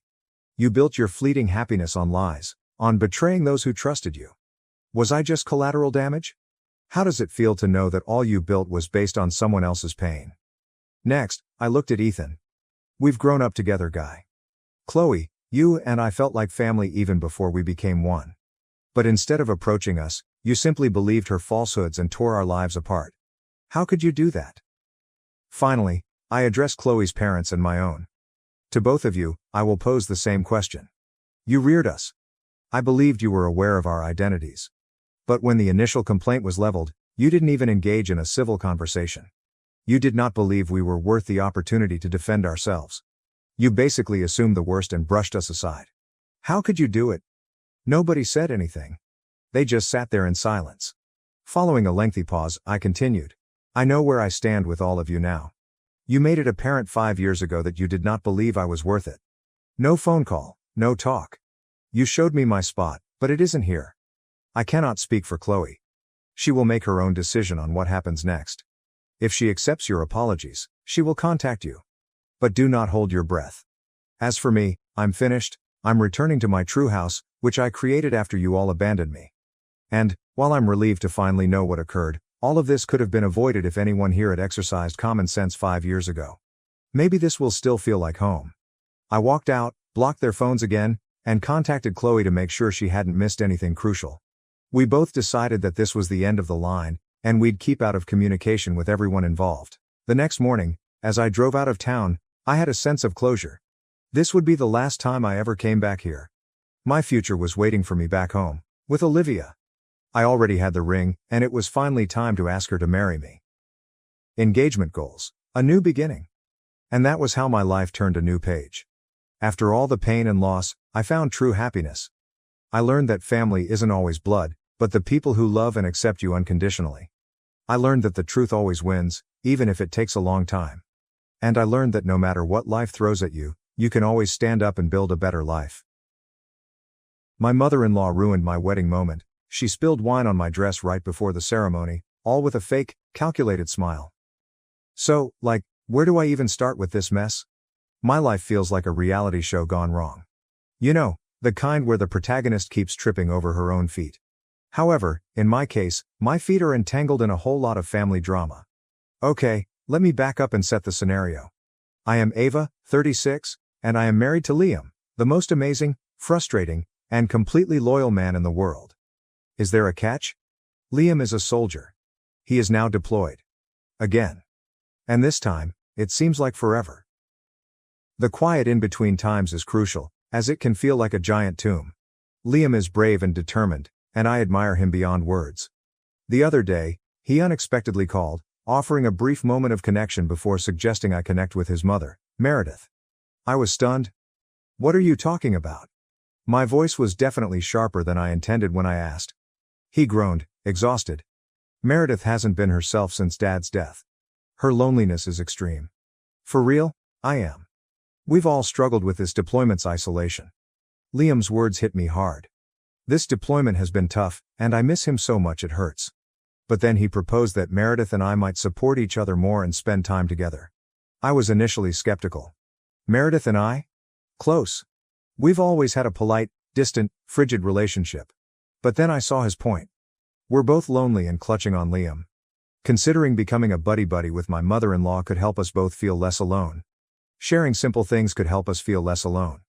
I'm considering reaching out to her, though it's scary. Oh honey, you won't believe what happened, I said Liam, desperately attempting to lighten the mood. Meredith was all I could think of. Our relationship has been tight since the wedding. I call it the wine incident. It started on my wedding day. Can you fathom the burden of planning everything? The endless matching, military-style seating charts, and flowers that threatened to bankrupt me. I struggled to be calm and not lose it. Knowing I was close. I tried to absorb those peaceful minutes before the wedding, to realize I was marrying my dream man. Later, Meredith, my beautiful mother-in-law, decided to appear. She's good at pressing my buttons, very similar to a superpower. That day, it was obvious. Her plan was obvious. She was determined to cause trouble. Everything was trivial and pointless. As I prepared to feel calm and excited, Meredith, with a mischievous smile, spilled an entire glass of red wine on my wedding dress. My white wedding dress. Can you imagine? She stained this enormous crimson stain over immaculate white silk. My existence felt like a slow-motion horror film. She blamed it on clumsy hands and being flustered because her baby boy was getting married, as if that made it okay. It was dreadful. My heart broke. It's still bothering me. The whole event felt planned. Honey, you wouldn't believe what happened. I just knew she did it on purpose. Her sly eye sparkle revealed her entirely. It was intentional, I'm sure. After that, everything changed. It was like someone had ripped a hole in our relationship, revealing all this tension I hadn't noticed before. It was simple and comfy. Now every time we saw each other was dreadful. Passive-aggressive whispers and barely veiled jabs were taxing. What were once light-hearted talks became tense, uncomfortable encounters full of underlying hatred. It was like walking on eggshells. I became exhausted and drained by the incessant negativity, leading me to withdraw. I felt no urge to resist or stoke the fire. You know how much I value Liam. He spoke about it with such pain that I couldn't ignore it. I had to change things. It hurt, but I had to mend it. Part of me didn't want to, so it was hard. It ached so fresh and raw. I tried because Liam was hurting. I couldn't let things stay broken, especially because his feelings were involved, even if it meant putting myself through it again. A leap of faith, honestly. Though I wasn't sure it would work, I owed it to him and maybe even myself. You won't believe this, honey. He told me about his intense training, weariness, and dread in the army. My heart hurt for him. He'd been through so much, and I wanted to help him in any way I could. It seemed like my duty. After years apart, I hoped Meredith had matured. I said, "Look, if it means that much to you, I'm definitely willing to try. I believe in supporting the people I care about, you know?" He smiled. "That's my girl. I know it might be tricky, given everything that happened before, but maybe we'll find we have more in common than we remember. Yes. I'll go into it with an open mind, I promise." But I added, feeling irritated, "If Meredith tries any of her wine-throwing shenanigans again, I'm going to have a serious conversation with her. Absolutely no more sabotage. I'm not putting up with that again." His chest rumbled as he laughed. "Now, let's do this for us, me, and Meredith," he added, squeezing my hand.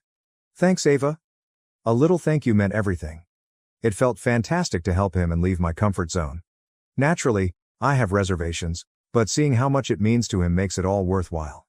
I hope, maybe even pray, this time will be different. Cross your fingers.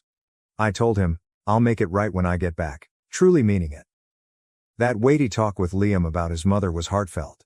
It made me realize I needed to contact Meredith, despite my fear. Our past wasn't exactly a series of memorable events. I tried for Liam and our family. Braced, sent the message. "Meredith, Liam mentioned you might like to get together sometime. Let me know if you're interested." Her response confirmed my fears. That passive-aggressive tone and well-crafted reply. Ava, how kind of you. Liam did tell me to strive to be better." That single word hung in the air like a terrible stench. It felt like a cold rain on a hopeful summer day. Still, we started spending time together. It was excruciating at first. The tension was palpable, you could practically taste it. Every interaction was a minefield. Slowly, though, things shifted. We started to find common ground, remembering old family stories, laughing about silly things we did as kids. It wasn't a sudden transformation, but it was bearable.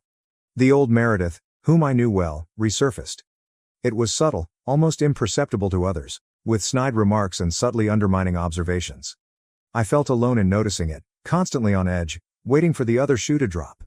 It felt like one of those over-the-top high school movies, but it was my life, and it was infuriating. I felt like she was doing it on purpose, and it was slowly driving me mad. This awful situation lasted months, and my frustration kept growing. I was tired of playing the nice girl, pretending everything was fine, and smiling when inside I was screaming. The forced smiles and fake pleasantries felt hollow. I couldn't ignore the elephant in the room any longer, no matter how much I dreaded the confrontation. I finally had the courage to talk to Meredith one afternoon at her apartment, sipping tea that ironically tasted bitter, matching my mood. My heart was pounding like a drum solo as I tried to find the right words. It felt like forever before I could start. I frantically exclaimed, "Meredith, I can't pretend anymore. I thought things were getting better, but these repeated digs and subtle barbs hurt me." She looked at me with her usual innocent expression, that perfect little mask of, "I have no idea what you're talking about." But this time, I wasn't buying it. The carefully constructed facade felt flimsy and transparent, almost laughable. I knew I'd reached my limit and couldn't stomach it anymore. I knew this talk, however difficult, had to happen to get this off my chest, regardless of the outcome. The quiet after I spoke felt heavy with unspoken words and tension. I took a big breath, annoyed, but then I was determined. I said, "You understand. I'm exhausted from pretending. If we want to solve this, we must discuss it honestly." The situation quickly escalated, with yelling and increasing tension. I half expected Mrs. Gable next door to call the police. I realized how much resentment had built up during all that shouting. It wasn't just about that stupid spilled wine on my wedding dress. That was just the straw that broke the camel's back. It was years of little things, miscommunications, and things left unsaid. Of course, we stopped shouting, but the silence was suffocating. Everything seemed heavy, weighed down by what we'd said. I left Meredith that day feeling exhausted, like someone had sucked all my energy out of me, but I also felt free. It was like shedding a tremendous weight I'd been carrying for so long. My mother-in-law and I had a messy, raw emotional outburst that left me feeling jumbled and relieved. However, a deep sadness followed, leaving me clear-headed. Some hurts are too deep for tea and polite chit-chat to fix. After that screaming match, I sat in the living room, exhausted and drained. All that constant tension, the endless little arguments, it felt like the walls of this huge house were closing in, suffocating me with memories and unresolved issues. The days turned into a blur, and this crushing loneliness settled in everywhere. Liam still deployed, miles and miles away, and the house feels even more desolate without him. It's a constant painful reminder of how much I miss him and how far we are apart. I'm exhausted from this constant emotional seesaw, so I started thinking about moving. I need a fresh start. It's not a decision yet, but the thought feels comforting, like an escape from this suffocating feeling. Moving to a smaller house felt like a weight was lifted off my shoulders. Yes, the money was a perk, but I genuinely wanted a simpler, snug, calm atmosphere. You know how it's been lately? I remember bringing it up with Liam on one of our video chats and being shocked how readily he appeared to agree. At that point, I'd only talked about the finances and how much easier it would be. I didn't want to bother him with the turmoil. He added, "Honey, I can't shake this feeling that there's more to this," looking at me attentively like he was seeing through me. Another fight with Meredith? Does this move involve her? I breathed a tremendous sigh of relief and frustration, relieved that I didn't have to pretend and frustrated that I'd even had to fake it. "Yeah," I informed him. "It's partly because of her, Liam. I tried. I really did. I gave everything. But..." I stopped, feeling like a failure. Despite my efforts, it seemed like hauling a boulder uphill, tiring, and ultimately pointless. I need a fresh start, a room to breathe, since she's so combative. Every conversation feels like walking on eggshells, a perpetual war. I'm exhausted. God bless Liam, he understood. He nodded with his kind, empathic nod on the video conversation and said he knew I tried so hard. He replied, "Ava, if it's causing you this much stress, you need to put yourself first." That was a huge relief. Why does his mother dislike me? I don't understand. He claimed trying to talk to her is like hitting a brick wall. Obviously, he loves me. He concluded, "If moving is what it takes to make you happy and give us some peace, then let's do it." Hearing those words lifted a big burden. Not running away, but choosing to create a space where we could breathe.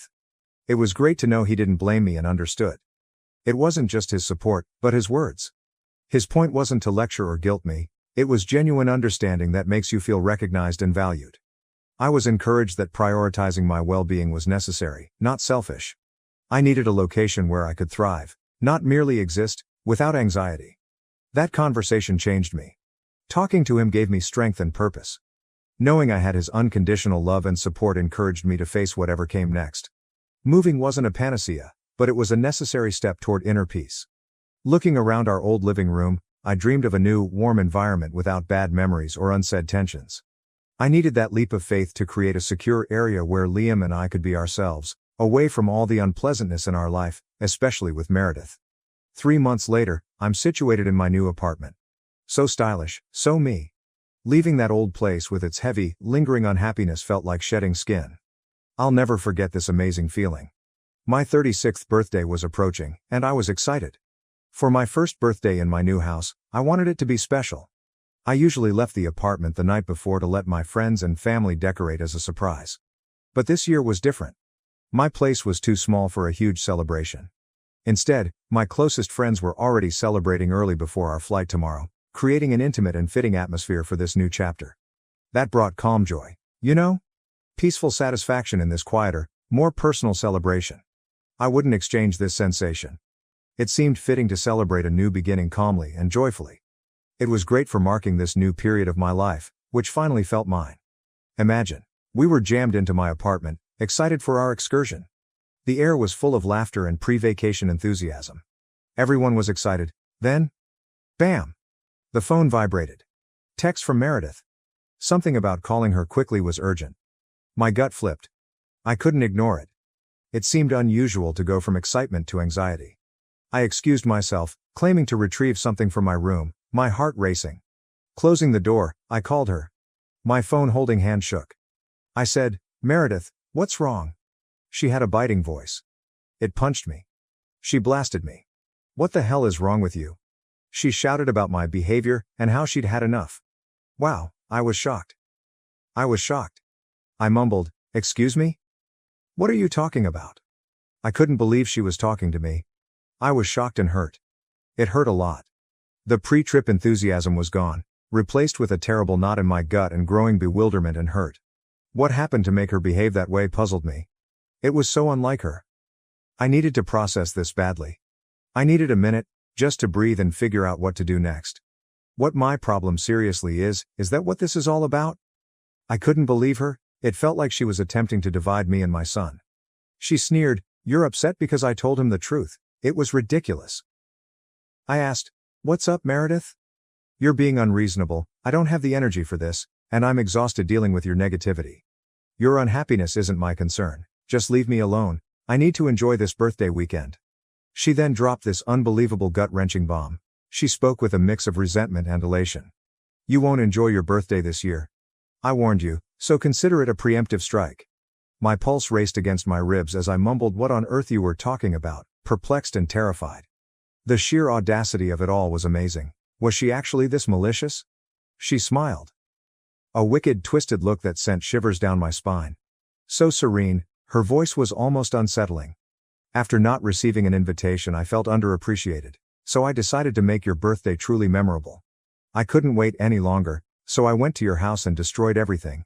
The decorations, the beautiful new furniture, everything." Shattered, the words hung in the air heavy and suffocating. A wave of nausea hit me. It was like a physical blow to my birthday, marred by her invasion of my privacy and malicious cruelty. Looking back, I should thank Meredith for their terrible decorating this year. It looked like a stranger had moved in. It was that horrible that when she called and told me what she'd done, my jaw dropped. Her grin was almost audible over the phone. I was speechless trying to picture it all, but she blurted out, "Surprise, happy birthday, Ava, hope you're having a blast." And that's when I started laughing. It was such a shock that the absurdity of the whole situation hit me, and I couldn't stop. I laughed so hard it threw her, yet I could hear her perplexity. She was serious and sure she'd offended me. She exclaimed, "Why are you laughing? You should be sobbing." I finally caught my breath to respond. "Meredith, you're such a goofball. You think you're so clever. You stunned me with your unexpected birthday gift, which was probably the greatest I could have wished for. Who needs a nicely adorned house when you can get this reaction right? It makes me laugh just thinking about it. The most amazing, crazy, outrageous surprise was precisely what I needed." "Meredith, I couldn't believe what I was hearing. I screamed, 'You're despicable, absolutely despicable.' I couldn't get over it. She was so easygoing at first. What's that like?" "It was nothing. I told her it wasn't my house." "Meredith, did you think?" Wow, I was shocked. Totally speechless. It felt weird, like I was witnessing a crazy movie. I told her carefully as much as I could. I relocated 3 months ago and could hear her brain short-circuiting. Deafening silence followed. Then I realized how astonished she must have been. Sheriff Liam and his family now live in the house she broke into, making everything worse. We've only met twice, but you could tell he's the loveliest dude. You could tell he worked hard to prepare his kids. Just thinking about him and his family made my gut clench. It seemed so terrible. I think Meredith's initial amazement was turning into pure panic. I could hear her unsteady, strained voice. Like seeing a dam break. The weight of her actions was falling on her. It wasn't simply a house or vandalism. Her goal was the sheriff's home, the new sheriff who was just moving in with his family. Every trembling syllable I heard was carved with the understanding of her massive error and how devastating the ramifications could be. I heard her take a sudden, shaky breath. She was starting to realize how much danger she'd gotten herself into.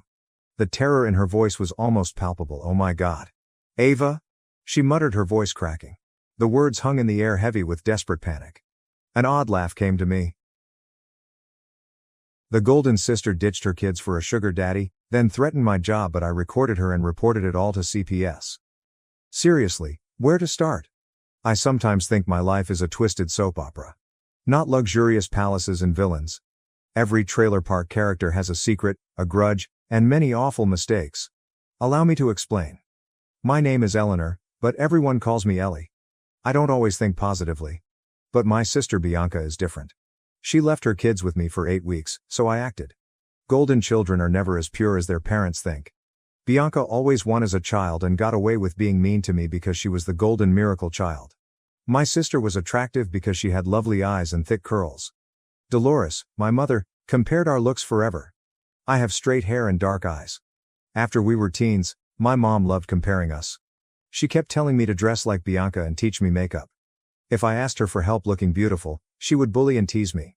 So we grew up resentful of each other. Bianca gravitated toward my mother's worst traits, while I rejected them. I think my mom's constant praise for her beauty turned her into a horrible person who thinks she can get away with anything. I have low self-esteem and am quiet as an adult because my mom compared us and put me down. I've been in therapy to strengthen my spine. Even though it's hard for me to stand up for myself in my relationships for the first time, I feel like my family screwed me up. I struggle to maintain healthy friendships and love connections. After learning the truth, my parents told me to let bygones be bygones, and not even Bianca was given out. I realized then how much they preferred her over me. Her only request was to take something from me. I felt like no man would ever defend me or consider me as valuable because my dad, Arthur, saw my mom mentally abuse me my whole life. Being the ugly sister meant I had no social life and spent all my time studying.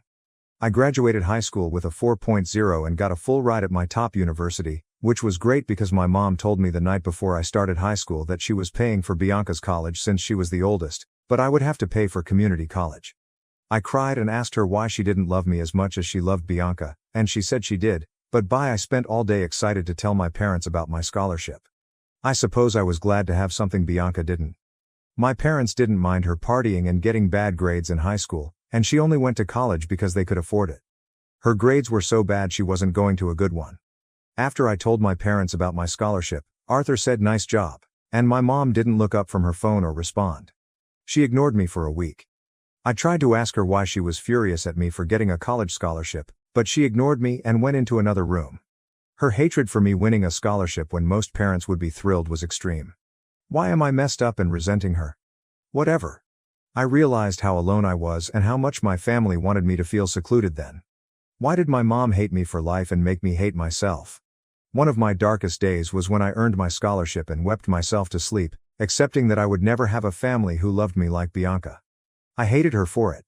That night, I journaled my life goals until sunrise. It relieved the sting, but I still carry that mess. Instead of throwing myself a pity party and begging my parents for love and attention, I would focus on my studies as I always did and give myself something they couldn't. Stability, independence, intellect, and education. I graduated with honors, interned for a great company right out of college, and when I got home for the holidays, I would tell my family how I was doing and get occasional praises from extended family, but my parents never acknowledged or congratulated me on my adult accomplishments. I knew telling my mom about my high position at work or my salary would make her hate me more, but I told my dad, Arthur, and one year he said he was delighted. At Christmas dinner one year, my uncle congratulated me on a promotion I told him about earlier that day and a big raise at the company. He heard me talk about buying my first house and was surprised by the friendly congratulations from my uncle and other extended family members. My mom interrupted me when another cousin asked me where I was house hunting and said, "This is boring. Can we change the subject?" Then she murmured, "It's probably not even true anyway." Very supportive mother. My family enjoyed my social media post after buying my house later that year, except for my mom, Dolores, who was probably angry because my sister had a very different life than me. My parents paid for her college education after high school, but she failed out and got pregnant by her first boyfriend. My parents may have asked her to terminate the pregnancy, but she kept it and tried to work with her 4-month-old baby dad. When I saw her post about having a second child, I had to hold back tears since I knew the baby would be born into a poisonous environment since my sister and her baby dad were so bad. I encountered him around the holidays, but he never remembered my name or spoke to me. Despite not bringing anything, he brought trays of food home every year. Bianca and I didn't talk after we left our parents' house, so our relationship didn't improve. I had Bianca on social media, and when we saw one another during the holidays, she made unpleasant comments about my weight and clothes. I suppose she was projecting since I wear a lot of designer outfits and cycle through designer purses. She kept asking me what phony purse I brought this time. I rolled my eyes so hard I thought they would come out when she looked me up and down and said, "I see you're dressed up again, like the stuck-up bitch you are." The rudeness was outrageous. Despite her small children, she would humiliate me in front of them with curses and everything. I don't feel bad saying my sister is trash or for what I did after she left her kids on my doorstep. After a long work week, I was relaxing in my house one weekend morning when my doorbell rang. My sisters, Daniel, 10, and Samuel, 7, were waiting on my front porch with overnight bags. They told me their mom was on vacation for 8 weeks and that I was watching them. Since my nephews were cool, quiet, and puzzled, I let them inside while I called my sister. Bianca ignored my first 10 calls, but I persisted until she answered. I told her I wouldn't watch her kids and would call CPS if she didn't pick them up right away. She dropped a bombshell while I was Googling CPS on speaker. After she threatened to contact my job and tell them I wasn't taking my bipolar medication and fire me, I hung up and thought about what to do. Stress made me think my skull might burst. A month later, I was going to Australia to visit my long-distance boyfriend Oliver.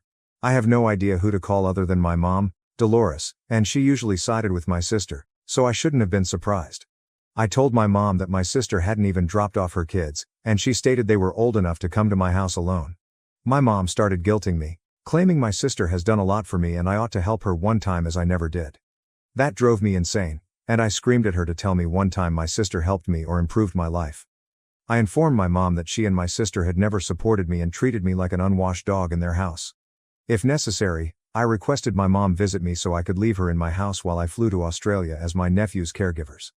I doubted my sister would bring her kids back from her trip because she dumped them on me. Dolores, my mom, arrived at my house cold and glared at me. In my living room, my mom informed me I was being a horrible sister again and lectured me on family support. I ignored my mom's gibberish and questioned what kind of trip my sister was on that was so essential that she would neglect her kids and leave them with someone who hated her. I told my mom everything seemed unusual and suspicious, and my sister abandoning 2 tiny kids for 8 weeks felt improper. I wanted the truth if I was participating without consent. Mom's face changed, and she said my sister wasn't on vacation. Her sugar dad flew her away. I laughed thinking she was joking, but she was serious. Because I was emotionally exhausted, I freaked out on my mom and asked how she could be okay. I told her she had a loser daughter who departed the country to see a sugar daddy instead of working to support her kids. Mom countered me and defended my sister again. Even if I had a lot of money or a beautiful house, I would always be the ugly duckling compared to Bianca, born ugly and dying ugly. I had to stop myself from seizing her shirt and shoving her out of my house after she said that.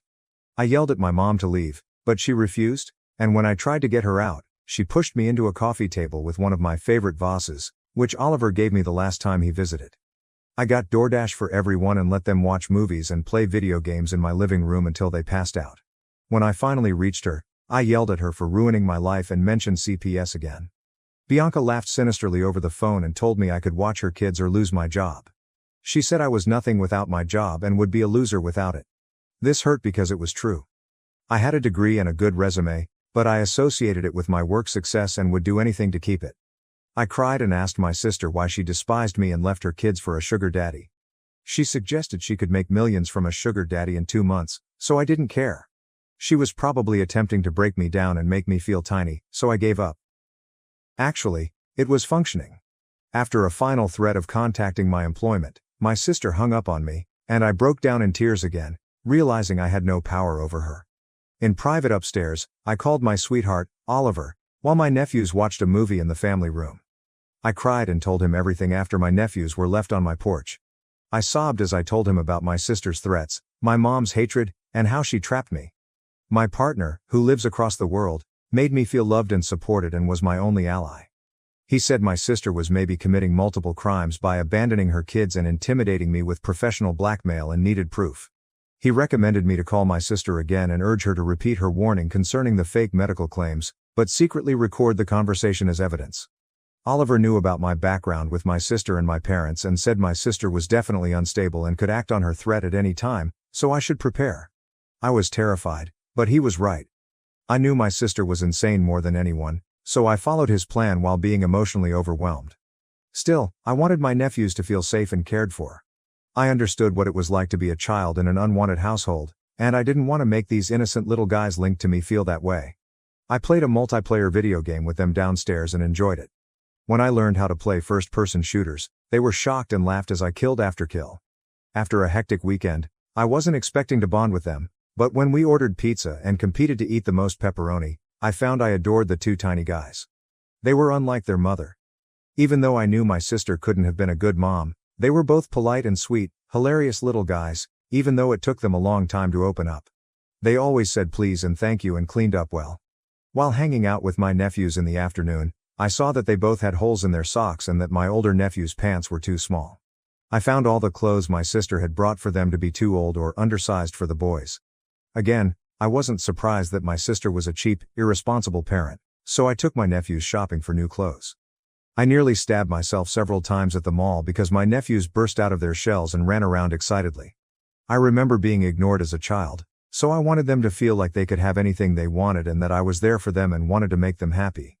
When we passed a window and they wanted to go into a store, we went in and I bought them whatever they wanted. After I gave them the switches, They both cried and hugged me, and I saw Daniel, 10, crying again on the way home and asked him if he was okay. He asked me why I was so nice to them and why they deserved it.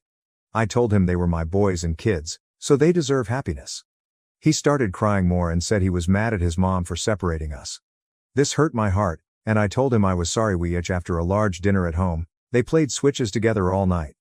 I left them alone in the living room to phone my sister again in my room to execute my boyfriend's plan. The phone call was easy to push toward the medical accusation, but I attempted to keep cool while wanting to call my sister every name in the book.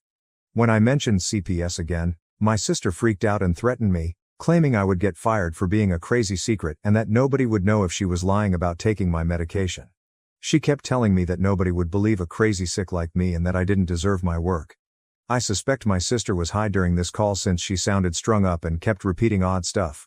After getting what I needed from the conversation, I hung up on my sister since she kept claiming I didn't deserve anything in life. Whatever. I ignored her statements to record the entire call. My sister was videotaped indicating she would submit bogus medical claims to my employer. I recognized how smart my partner was to advise collecting this video, and I emotionally prepared for the impact if my sister followed through on her threat. After the recording, I tried to relax and put my nephews to bed. I called CPS as soon as the line opened the next morning and explained everything. I told them my sister abandoned her children and we were estranged. I even claimed she had abandoned them under false pretenses and then used manipulation and compulsion to get me to care for them. CPS shocked me by being helpful, so I shared the recording. I don't know why I answered my mom's phone the next day, but I got into another massive phone battle with her because I was still bewildered and emotionally weak. My mom hung up when I told her I called CPS so my sister would pay for her treatment of me. After I had a terrible night, my receptionist told me that my boss had arranged an urgent meeting with me before lunch the next morning. I was apprehensive, but I knew it was coming. It was obvious that in the meeting, my two superiors and a new boss looked at me suspiciously and told me that a trustworthy family member had told them I may be unmedicated for a severe mental disorder. They told me they had been provided extensive details about my past mental breaks and were worried about me having a psychotic break at work. I was prepared for this meeting. My briefcase contained my doctor's letter and medication schedule documentation for my managers. I had over 5 years of proof that I never missed a prescription pickup date and had regular moods and medicines. Primary care physician, therapist, and psychiatrist confirmed. I briefly but comprehensively informed my supervisors of my family's problems and my sister's mental health issues and assured them the claims were unfounded and that my medical records would verify my stability.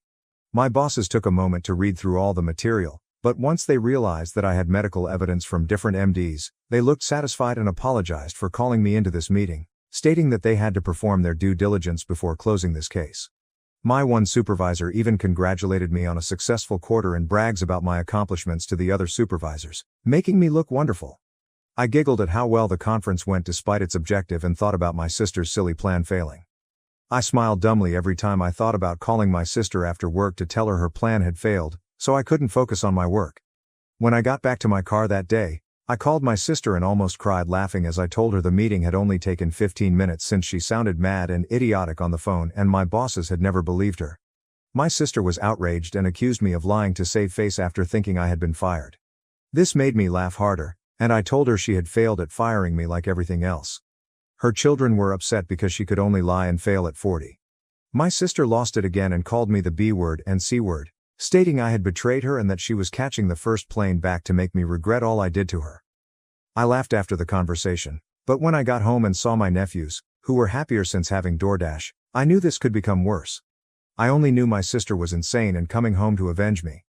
I realized I was worried about the future. I worried about my sister because she had little to lose and was unstable. I thought about my nephews. I considered contacting CPS wrong. I wish my sister had lost her passport abroad and never returned. I had become closer to my nephews in the past few days, so I knew their departure would ache. I loathed leaving. I didn't want them back with my sister. Because she was doing what my mom did to me, I hated her more than anyone else.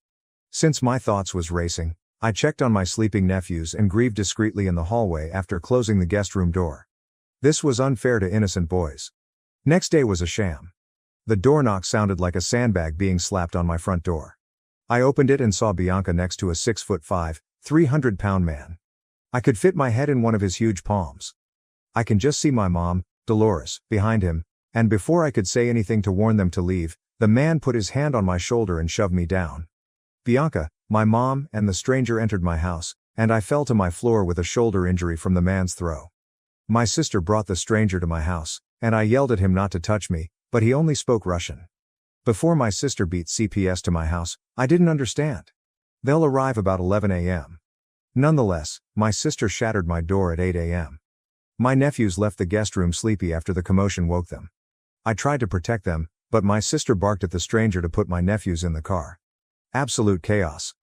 After realizing what was happening, my nephews asked my sister to leave them with me. When I tried to take him from the giant stranger again, my oldest nephew Daniel grabbed my head and threw it into the wall. I saw stars and watched him carry my two nephews out of my house while lying on the floor. Nothing I could do. My mom cried too but went with them.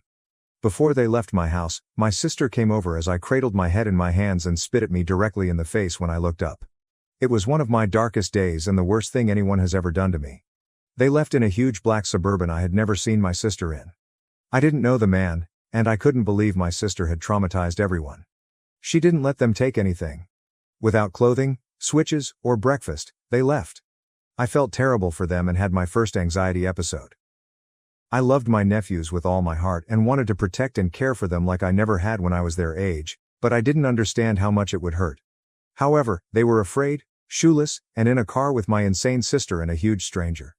I hated my mom's actions. I couldn't believe she stood by while that large man threw me around in my home and pulled my nephews out of their aunt's house without a word. My family had grown so wicked, and I couldn't stop worrying about my nephews. After settling down after my anxiety attack, I knew I had to act fast because time was running out. After calming down, I called the police, who were aware of the investigation because Child Protective Services had a case against my sister. I told them everything that transpired at my home minutes before, and the officer on the phone was helpful. My voice shook as I described the stranger, but I tried to stay cool and remember the license plate. I memorized every number and letter on the Suburban's license plate because my profession is important and I'm used to observing and retaining information most miss. I told police about the guy, his car plate, and my mom and sister's clothes. I think my sister came to my house drunk that morning. She looked savage with wild eyes. She probably started using drugs when she went abroad with her sugar daddy. Something shattered in my crazy sister, and she was never so disconnected. After telling the police everything I remembered about my sister and the car they drove away in, I hung up and tried to forget, but I couldn't. I couldn't eat, nap, or watch TV. I saw my nephews' faces every time I closed my eyes and could only worry for them. I pondered why my mom always made excuses for my sister and how it made her horrible. I even thought about my sister's trip, what she did, if she had a sugar daddy, and how much he paid her. I wondered if her trip earnings were worthwhile. I considered a scenario with just me and my nephews. Now I had heart space for them. As I considered it, I wanted that result, my sister out, and just me and my nephews. I could offer them everything my sister couldn't, and if my sister and I went to court over my nephews, the judge would witness one lady with an offshore sugar daddy and another with many degrees and a penthouse office. I tried to be positive, but random gloomy concerns concerning my nephew's safety kept returning. Maybe the huge man she brought to my house was her sugar daddy. Maybe he was with my nephews. The cops contacted me while I was on my couch staring at the ceiling, overthinking and forgetful of time. The Suburban my sister left in was located after hours of searching. After calling me, my first officer was helpful and provided lots of details. He stated 3 police cars stopped the black SUV because the man was violent that morning. Despite drawing firearms, the suspect ran forward and hurt one officer in the thigh. A female cop got black-eyed and 2 officers were head-punched. Sister punched cop trying to jail her. I imagined my wild sister and the gigantic stranger fighting police on the highway shoulder. I couldn't believe my family was experiencing this and not just watching reality TV. I was still in shock from the officer's account of my sister's detention when he said she wanted to talk to me. He confirmed that my sister planned to use her one call on me. She's shouting about asking for bail money. A huge mess. Even though my sister was in prison, I learned my nephews were in CPS custody, and while they were safe, I was frightened. I had a week until my Australia trip, and if I didn't travel, I'd lose thousands in bookings. Canceling this trip would have disrespected my boyfriend's family before I met them. I wanted to marry my lover, so I didn't want to do that. I called CPS to check on my nephews but was denied a meeting. I told them I was their only psychologically stable family, but they didn't care. I faced a tough new department. I was emotionally exhausted and had no choice. I prepared for my vacation and cried spontaneously thinking about my nephews and where they were through the week. My girlfriend and I had been waiting for this trip for so long, and suddenly I was distracted and anxious. The week before my departure, my worry and tension dominated our conversations. My partner was courteous and supportive as always, but I was so angry at my sister for how she had treated her nephews and me, and I couldn't believe how much my life had altered because of her one choice to visit her foolish sugar daddy. I was glad my employment was understood, but thinking about how my sister tried to fire me so soon made me feel deceived and afraid of my family. Even my dad, Arthur, was away and oblivious of all this strife, but he knew. He was spineless like my useless mother. My mother didn't care for her grandchildren since she let my sister's bad decisions put them with strangers. After 2 glasses at the airport bar on my way to Australia, I looked at photos of my nephews staying with me. Taking these silly mall photo booth photographs together made me cry again over missing them. I vowed not to cry again till I returned to America and enjoyed my time with my sweetheart and his family. Even from abroad, I couldn't let my sister ruin my life. Great trip to Australia. I was overjoyed when my lover ran to me in the airport and lifted me up princess style. I hadn't seen him in months. Returning to my boyfriend's loving embrace felt great after 2 weeks of agony. He looked after me during vacation. Meeting his parents made me like them both. Fun, active folks took me to their favorite neighborhood nature walks and views. We hiked to his favorite secret waterfall, skinny dipped, swam, laughed, and kissed for hours. I was apprehensive before leaving, but it was one of my most romantic days, and I couldn't believe how wonderfully the vacation went. After returning to the US, I went to the local police station to file charges against my sister Bianca and my mother Dolores for breaking into my home. They had the man lift me up and throw me to the side to barge in, and I wouldn't let that happen. When I went to submit the charge, I learned that CPS was investigating my sister, and I was furious that they hadn't found anything yet. I left the police station happy that my family was charged but unhappy because the CPS investigation was ongoing. I worried about my nephew's safety and knew that being with strangers, even if better than my sister, couldn't be good for them. I also couldn't stop thinking about how my sister had hauled them out of my house that morning without letting them take anything. Samuel, my youngest nephew, carried this plushy dog everywhere. A month after my sister's incarceration, CPS reached a resolution by taking both my nephews from her custody and placing them in protective custody. I was annoyed when the CPS agent explained this. I asked how that was different from what had been going on, and they said my sister would have to go to court again if she wanted custody of her kids. I questioned the CBS. I immediately filed a separate court petition to acquire custody of my nephews. I knew my custody case would be one of the toughest, so I engaged the best lawyer I could afford, regardless of time or cost. I dragged my sister to court because she broke into my home, but I would have fist-fought her in a Wendy's parking lot at that point. If I wanted custody of my nephews, I had to obey the law. That was my main goal, to get my sister out and my nephews home. The judge mentioned that I had filed a custody lawsuit against my sister for full custody of my nephews on the first day of our trial. My sister's public defender hadn't told her earlier, so she learned in court. My sister has never handled bad news well, and when the judge revealed my custody allegations against her, she snapped. Despite being in a courtroom, my sister cautiously angled toward me, screamed my name, and then pounced like a hyena. She scratched my face and tried to pull out my hair. The bailiff quickly pulled her away from me, but she bit my forearm hard before he did.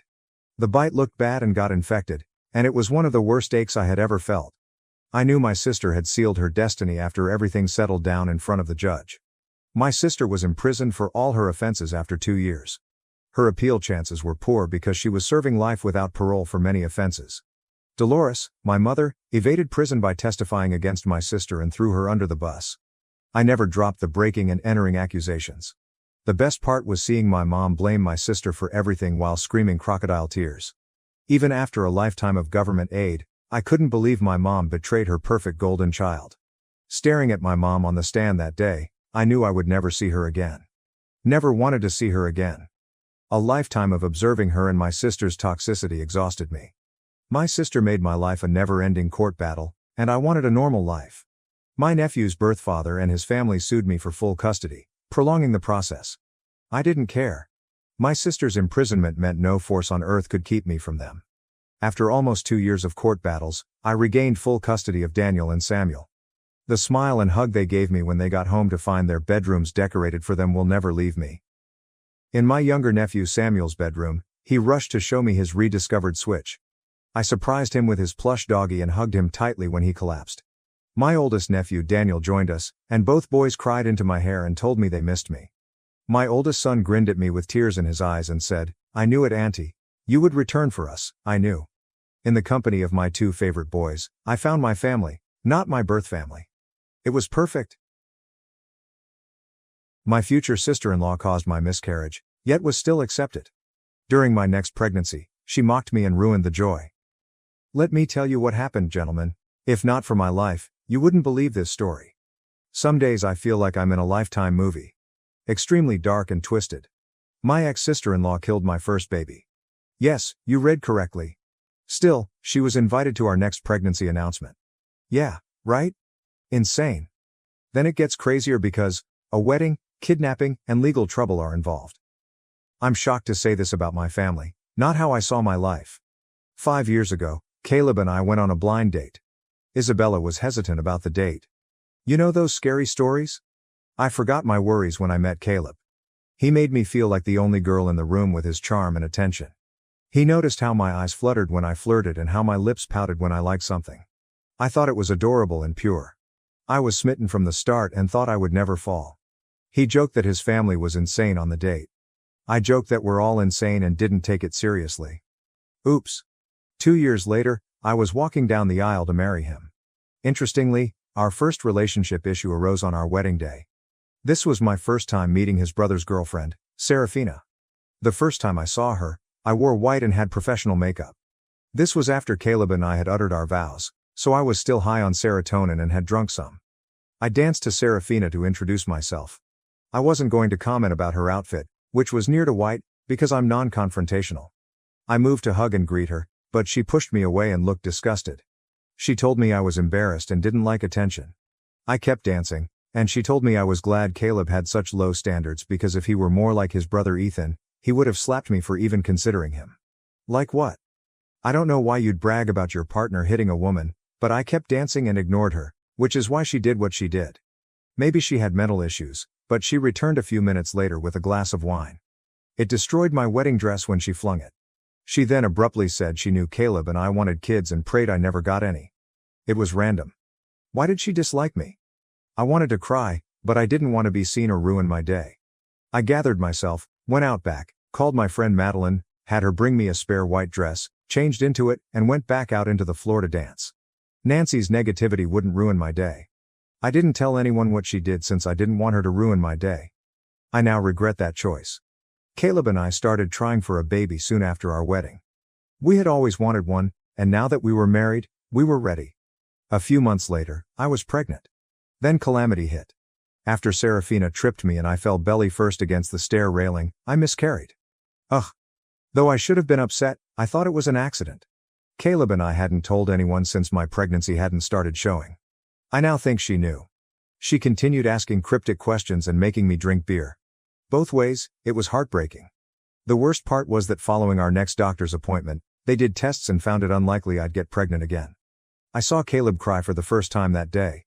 No one knew what happened, but the next time I saw Serafina, she was particularly happy and started saying things about loss and how terrible it is. Not seeing 2 and 2 is still puzzling me. She killed my baby and was so proud of herself that she joked and laughed about it to me while I had no idea. A few months later, the universe smiled down on us again, and I got pregnant again. Caleb and I cried, and he was on his knees kissing my belly. Before I knew it, he was calling in sick to work so he could take me out to eat. My baby needs food, he said. And this baby needs food too. After a few months, Caleb and I hadn't told anyone or seen anyone from either of our families, but we had something planned. With the help of my best friend Madeline, we put together a beautiful nursery for our baby daughter. After reaching the 12-week milestone, which felt like a big achievement, we decided to share our news with our families. We invited them over for an intimate dinner at our home. At dinner time, our home was filled with family warmth and chatter. Ethan and Serafina behaved like lovesick teenagers, constantly grabbing at each other, exchanging kisses and making sounds that were impossible to ignore, especially with everyone present. I felt uncomfortable, and I knew I wasn't alone. Despite this awkwardness, I was determined not to let it derail our SP. As everyone settled in for dinner, Caleb and I exchanged knowing glances, silently agreeing the time had come. We stood up, and Caleb cleared his throat to get everyone's attention. "We have something important to share with all of you," he said, excitedly. I showed everyone the ultrasound images I'd been collecting, declaring with a huge smile, "We're expecting?" After hearing what we had to say, the room went wild. Everyone jumped up and ran to embrace us, congratulate us, and share in our joy. Caleb's parents, Vivian and Henry, were especially excited. This would be their first grandchild, and I could see their pride and joy in their eyes. They knew how hard we'd work. She asked, her voice choked with emotion as tears streamed down her face. I nodded, smiling through my own tears. Yes, Mom. More than okay. My brother and his wife hugged Caleb and me, celebrating our parenthood. They were eager to help and provide first-time parenting advice. I admitted to being scared and overthinking every decision. My brother assured me that he felt the same before my niece was born, and his wife nodded. At that time, only family love and support mattered. Everything was coming into place as Caleb and I realized our dreams in the company of our loved ones. Serafina stood out in the evening because she remained motionless in her chair, glaring at us with unmistakable hostility. I couldn't help feeling unsettled by it. When Ethan came over to congratulate me, I quietly asked him why. The evening progressed to the living room for dessert and drinks. I abstained from alcohol, and Caleb did too. We got comfortable, and the conversation naturally drifted to babies and pregnancy. I shared details about the nursery we were designing for Charlotte, feeling proud. Serafina remained quiet, barely participating. She said our room was too bright for a baby to sleep in, suggesting we hadn't addressed the practicalities. Although I patiently mentioned that we would install blackout curtains to darken the room for baby sleep, she hardly regarded my statement. She then asked why we chose yellow over a neutral color scheme. Surprised, I informed her that yellow is just a color and has nothing to do with gender. She then examined our beautifully organized baby clothes in drawers. She mocked them, saying her son had never liked them and that we should have contacted other parents before buying cheap knockoffs. She was dismissive and condescending, which startled me. Before that, I'd been courteous, anticipating she'd be frank, but this crossed a line. I lost control. What the hell are you talking about? I said, frustrated. Caleb and I had worked hard to make our baby's life perfect, so her words stunned me. She clearly didn't want to give counsel. Instead, she appeared to be purposefully undermining the evening's joy. My mother, Vivian, and mother-in-law entered the nursery as Serafina was ready to respond, beaming at the room. Their enthusiastic praise of how wonderful everything looked temporarily eased the tension. I wouldn't ignore Serafina's issue. I again asked, what exactly did you mean by that? My mother and mother-in-law noticed the tension and knew something was amiss. Mom asked what was up. Serafina had criticized the room and termed our carefully picked baby clothes cheap, so I explained. Both women looked stunned that someone would be so overtly disparaging, especially during such a precious occasion. My mother-in-law laughed and asked Serafina, "Is this true?" She seemed surprised by the sudden confrontation and tried to downplay her earlier comments. She told me the textiles were too rough and suggested softer ones, but my mother and mother-in-law didn't trust her. They shook their heads and laughed quietly, saying the clothing felt nice. Serafina soon retracted, saying that as a mother, she knew better and that I should be open to criticism. My mother spoke hard yet calmly before I could react. "Well, we're mothers too," she said. And we'd never say that to her. "You should know how hard it is being a first-time mother." My mother-in-law also helped. "This isn't appropriate behavior," Serafina said. "There's a difference between offering advice and being needlessly critical." Her face flushed as she realized she was outnumbered and wrong. She was plainly offended but said little. She had a fit and left the nursery. I followed her out to prevent an escalation. Serafina went straight to Ethan, who was still talking with the family in the living room. Without explanation, she said she was leaving immediately. Ethan looked bewildered but didn't dispute her decision, sensing her anxiety. He apologized to everyone, congratulated Caleb and me on the pregnancy again, and left with Serafina. After our announcement dinner, Ethan phoned Caleb and me to apologize for Serafina's actions.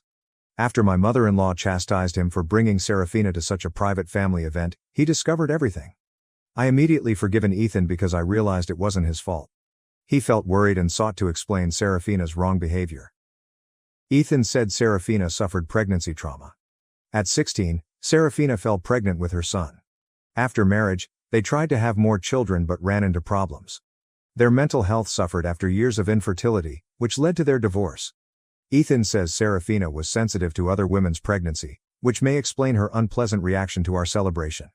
I understood Serafina's challenges as a woman.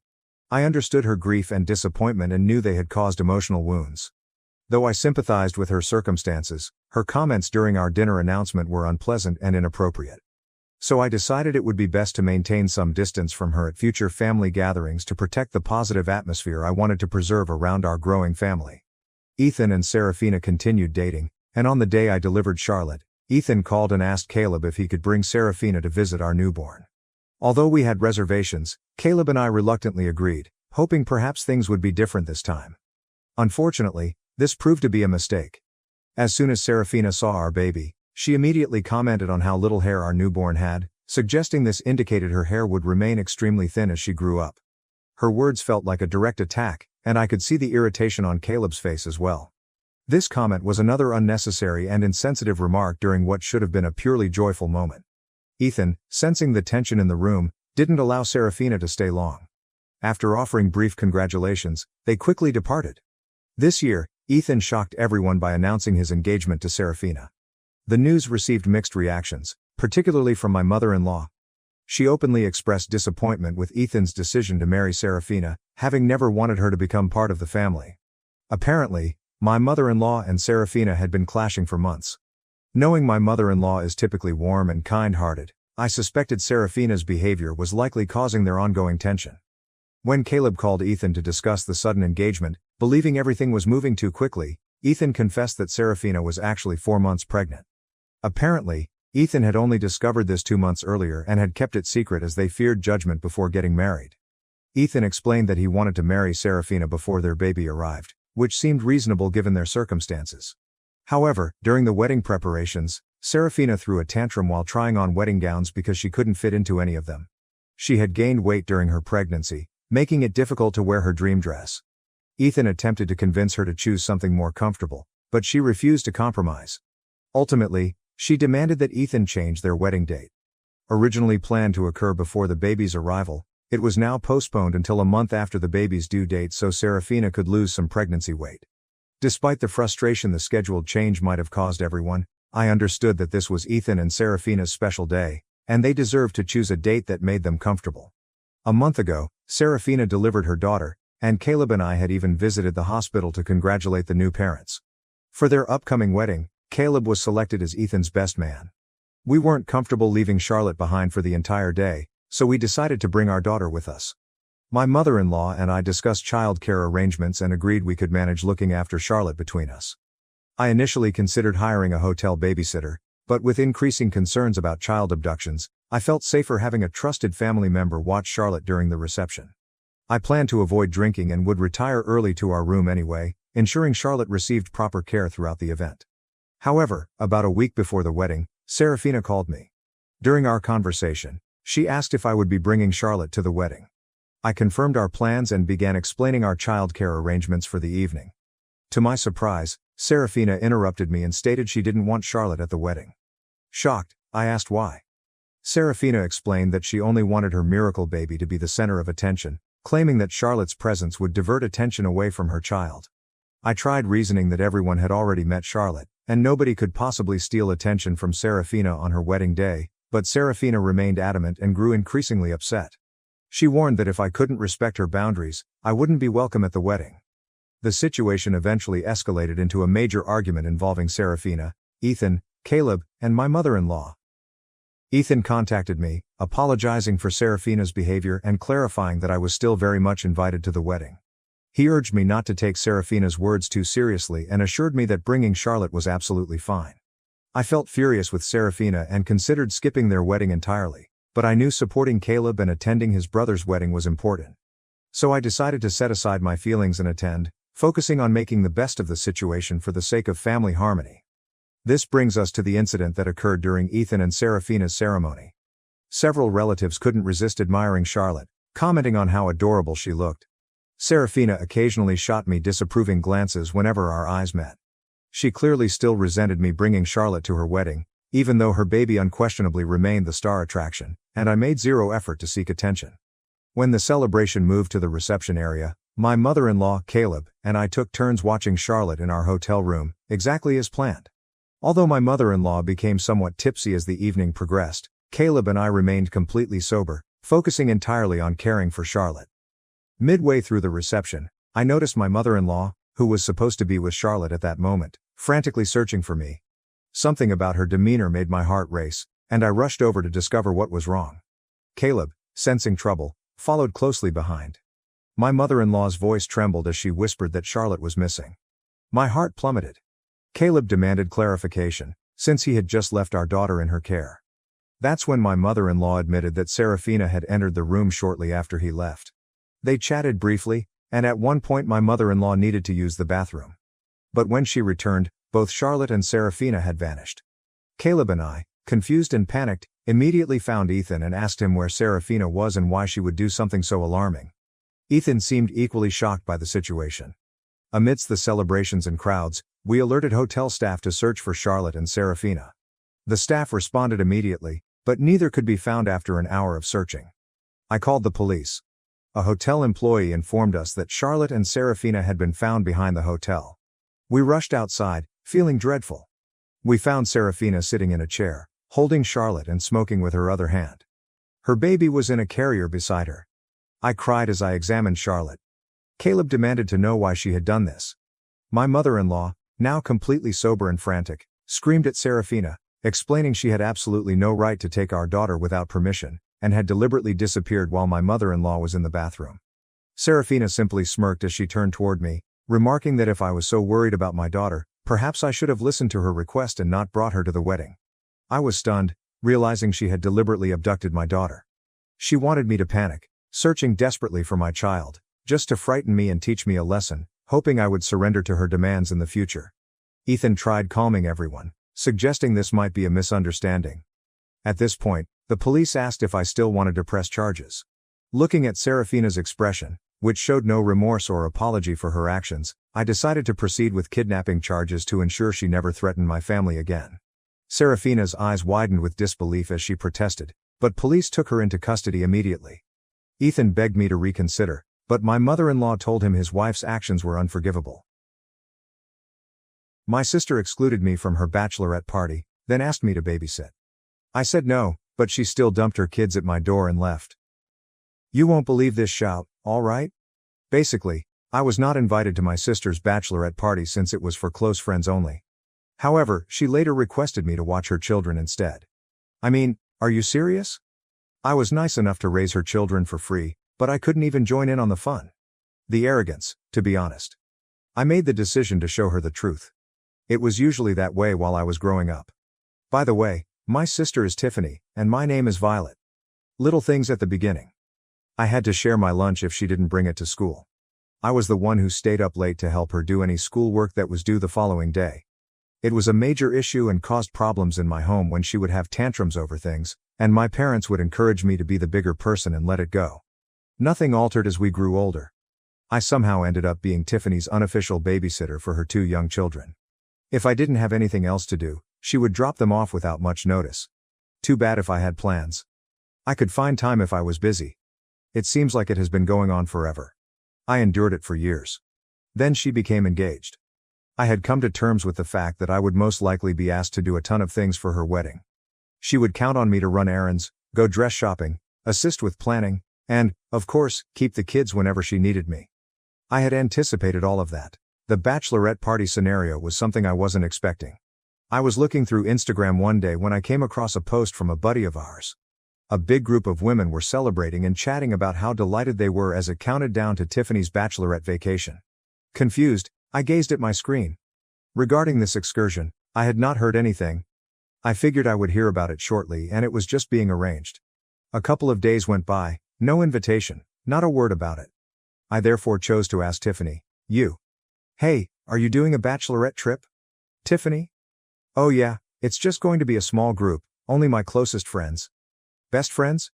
Her only sister was me? Her bridal party was supposed to have included me.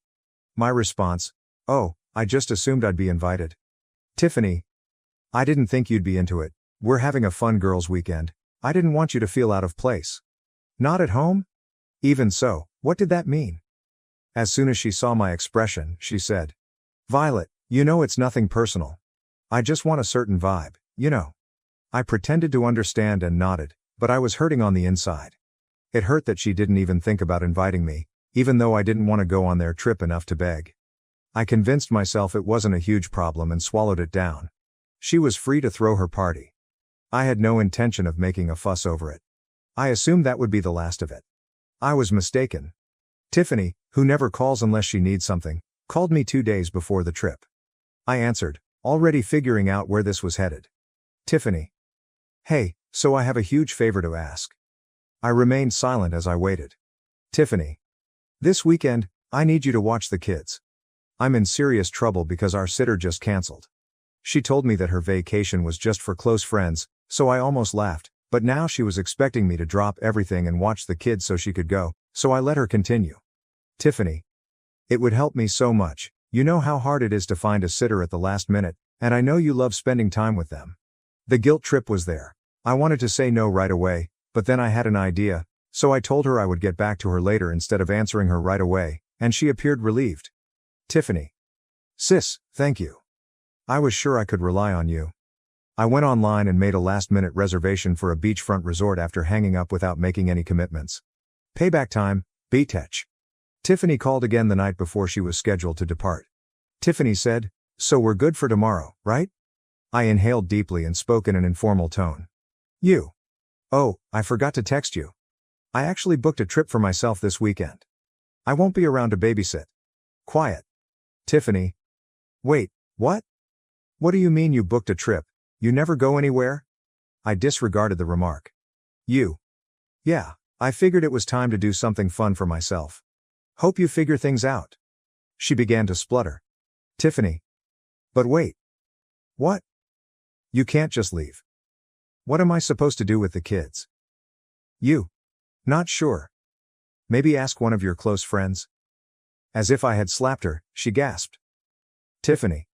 Oh my God, you're being so petty right now. I gave a shrug. You. Not trying to be, just prioritizing myself, like you did before. I told her I had to leave before she could continue. After that, I packed my bags, switched off my phone's notifications, and went to bed. I woke up early the following morning, packed my belongings, and headed out. My phone began to explode with voicemails, missed calls, and angry texts as I was on the beach sipping champagne and listening to the waves. The initial one. Tiffany? Where are you? I'm at your house. The following. You said you'd help me, said Tiffany. Then Janice, my mother, called. I let the voicemail go, then she called repeatedly. At last, I responded. Mother. Violet, Tiffany is outside your house with the kids. What is going on? I sipped my beverage. My response. I told her I wouldn't be home. I have my own plans this weekend. Mama. Wait, so she expected you to babysit? You. Yep. Without even asking me first. Quiet. Then. Mom. I see. I didn't get a shout from her. She didn't point out my selfishness to me. She also sounded, for the first time in her life, weary of Tiffany's actions. That's wonderful to hear.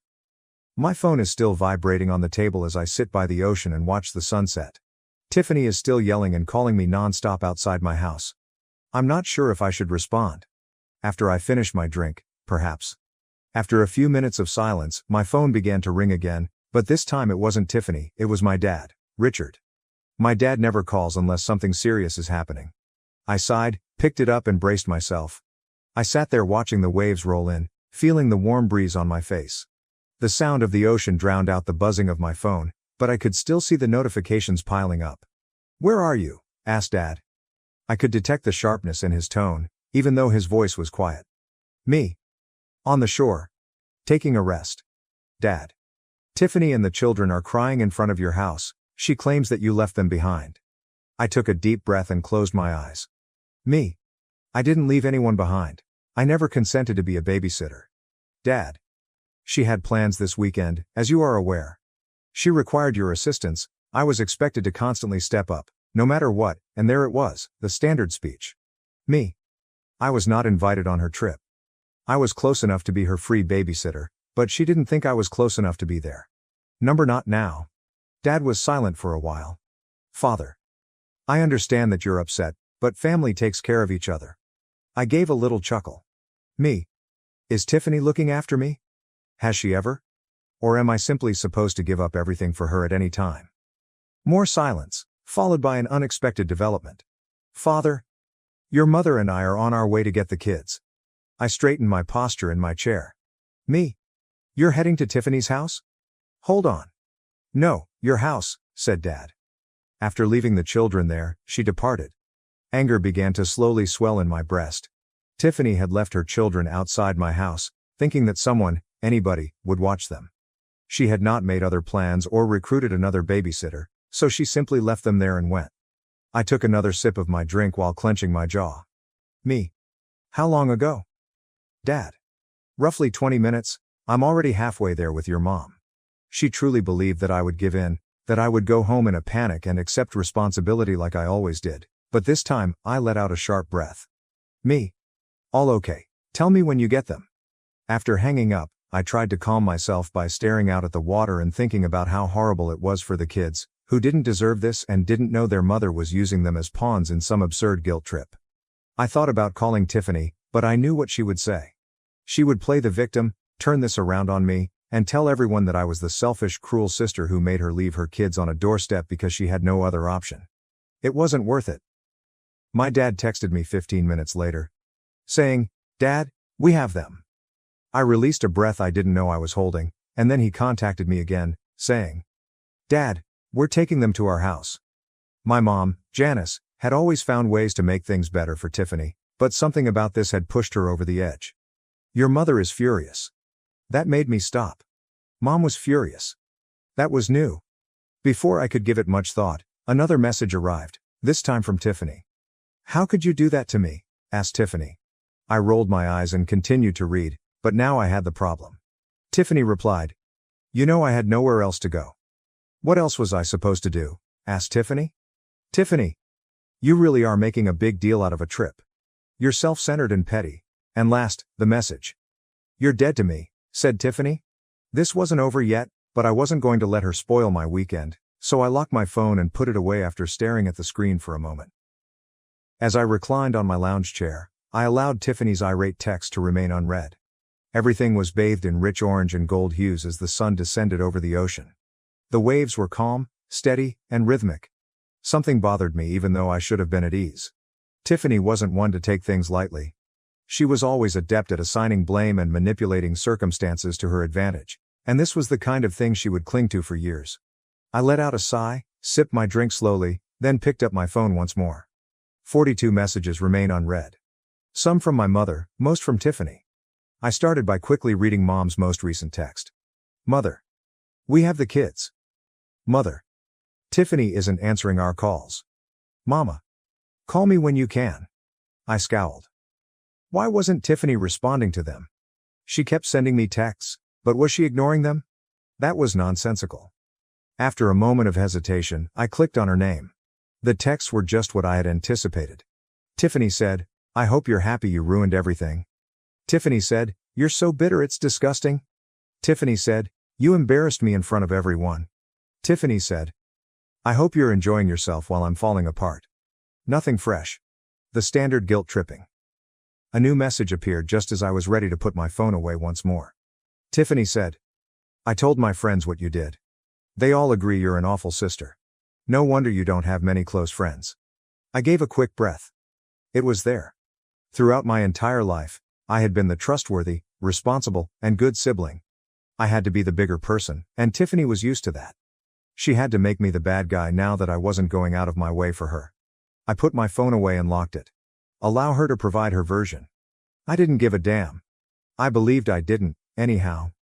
My phone buzzed once more about an hour later, right as I was wrapping up supper at the resort's outdoor eatery. I let out a sigh, anticipating more irate texts. It wasn't Tiffany, though. My neighbor was the one. "Your neighbor. Hey, are you home? There's someone banging on your front door." I felt sick to my stomach. I instantly typed back. "Who is it?" I exclaimed. "Your neighbor. I think it's Tiffany. She's yelling your name." She was, of course. I tightened my jaw. Tiffany was at my house, most likely prepared to yell at me face to face, after realizing that our parents wouldn't give in as they normally did. Me. I'm not in the city. Neighbor. She is unhappy about that, yes. You want me to do what? I inhaled deeply. Ignore her, I say. She's waking up the entire street, says the neighbor. Rachel was obviously dramatic, but this was something different. What was she trying to do, make a scene and get me to go home quickly? If that was her goal, it wouldn't work, so I rubbed my temples. After 15 minutes, my dad sent me another SMS. Dad. Tiffany just arrived at our house and is requesting that the children return. I scowled since it didn't make sense that she had left them there, gone away, and disregarded their calls before demanding their return. Next, another text. Something's wrong, Dad? She's acting weird. Tiffany was a lot of things, but she wasn't reckless with her children. She was entitled and manipulative, but she was also strategic. If she abandoned them, it was to make a point, but now that she was going back, something wasn't right. My phone then buzzed once more, this time with a message from my neighbor. Tiffany left her neighbor, but about 5 minutes later, a man came looking for her. My stomach turned over. What guy am I? The tall, somewhat rough-looking neighbor knocked a few times, glanced around, and then walked away. Tiffany only surrounded herself with individuals who could help her in some manner. She didn't date guys like that. Who is this person and why was he looking for her? I gazed at my phone, feeling my pulse quicken up. I went back to Tiffany's previous message, which read, Tiffany, I hope you're having fun while I'm falling apart. Tiffany was erratic, but this time she had gone from angry to desperate in a matter of hours. She had abandoned her children, then demanded their return, and now some random guy was showing up at my house looking for her. I had thought she was just being dramatic, but now I wasn't sure, and I couldn't get rid of the feeling that something wasn't right. My instinct told me that I couldn't ignore this, so I contacted Tiffany, something I hadn't done in years, despite my best efforts to ignore it and enjoy my weekend. She didn't respond. Voicemail when I tried again. I debated while staring at my phone, and then I called my dad, who answered right away. Me. She just left you, Dad. What took place? Dad. Sigh. She suddenly appeared and demanded that the children be returned. Until she clarified the situation, your mother told her no. Tiffany snapped. Yelling, sobbing, and declaring our collective opposition to her. Me. Did she explain her initial reason for leaving them? Dad. Not at all. However, she insisted that she needed to make a change before it was too late. I clenched my fingers around my phone. Me. Did she mention the issue she needed to resolve? Dad. No, she also forbade me from calling the police. She claimed to be in control of it. I checked the time, and it was late, but I had a bad feeling this wasn't finished, and I was right. That didn't seem like Tiffany, who always made sure others saw her as the victim and would call the police if she had any reason to do so. My mom called at around 2 in the morning, and I answered right away when I heard my phone vibrate noisily on the nightstand. Me. What's the matter? Mom. Tiffany is back at our place, and that individual is as well. I leapt from my bed. Me. What? Did he follow her there? Mom. Yes. Outside, they are arguing. I quickly put on my clothes, picked up my bag, and hurried to leave the resort. Me. Make a police call. Mom. Tiffany keeps warning us not to, but your father did it already. I was already in the vehicle and driving quickly on the freeway. My response, I'm coming home. Mom. What? Don't, please? I had already hung up though, since I needed to see for myself that Tiffany had pulled our entire family into whatever problem she was in. One of the officers was standing between them, attempting to defuse the situation, and I parked and got out, feeling my heart pound in my chest. By the time I pulled up to our parents' house, 2 police cars were outside, and Tiffany was sobbing hysterically on the front porch while the man, whom I could now see clearly, was pacing on the sidewalk and shouting something at her. He was tall, rough-looking, and angry, and I didn't recognize him. Mom hurried over when she first seen me. Mom. You weren't supposed to arrive. Too late, I said. I glanced at the man, then at Tiffany. Me. Who's that? Mom gave a headshake. Parents. We don't know. I looked at Tiffany. Me. Who's that, Tiffany? Tiffany wouldn't give me a look. Instead, the man turned to face me. Man. You're the sister, aren't you? The one who abandoned her. I was taken aback and retreated. Me. Pardon me. Mocking voice of a man. I need a weekend to myself. I don't have time to help my own sister. My blood froze. Me. Did you mention me to him, Tiffany? The man chuckled, but Tiffany refused to look at me. Man. She did, of course. She put the responsibility on you. Said that she was stranded in this dilemma because of you. I tightened my jaw. What mess? I asked myself. Man. The money. The ground seemed to have been torn out from under me. Me. How much money? The man snorted. Mail. The $10,000 she owes me. My heart ceased, and I looked at Tiffany. My response? Tell me he's lying. Tiffany's eyes were bloodshot and her face was pallid when she finally looked up. Tiffany. She whispered. For the wedding, I needed the money. I gazed at her. Me. You took out a loan from him? Why? She shook her head and wiped her cheeks. Tiffany said, I thought I could pay it back before he came looking. The man chuckled once again. Guy. Yeah, well, you thought wrong. I looked back at him. So you're a loan shark? I asked.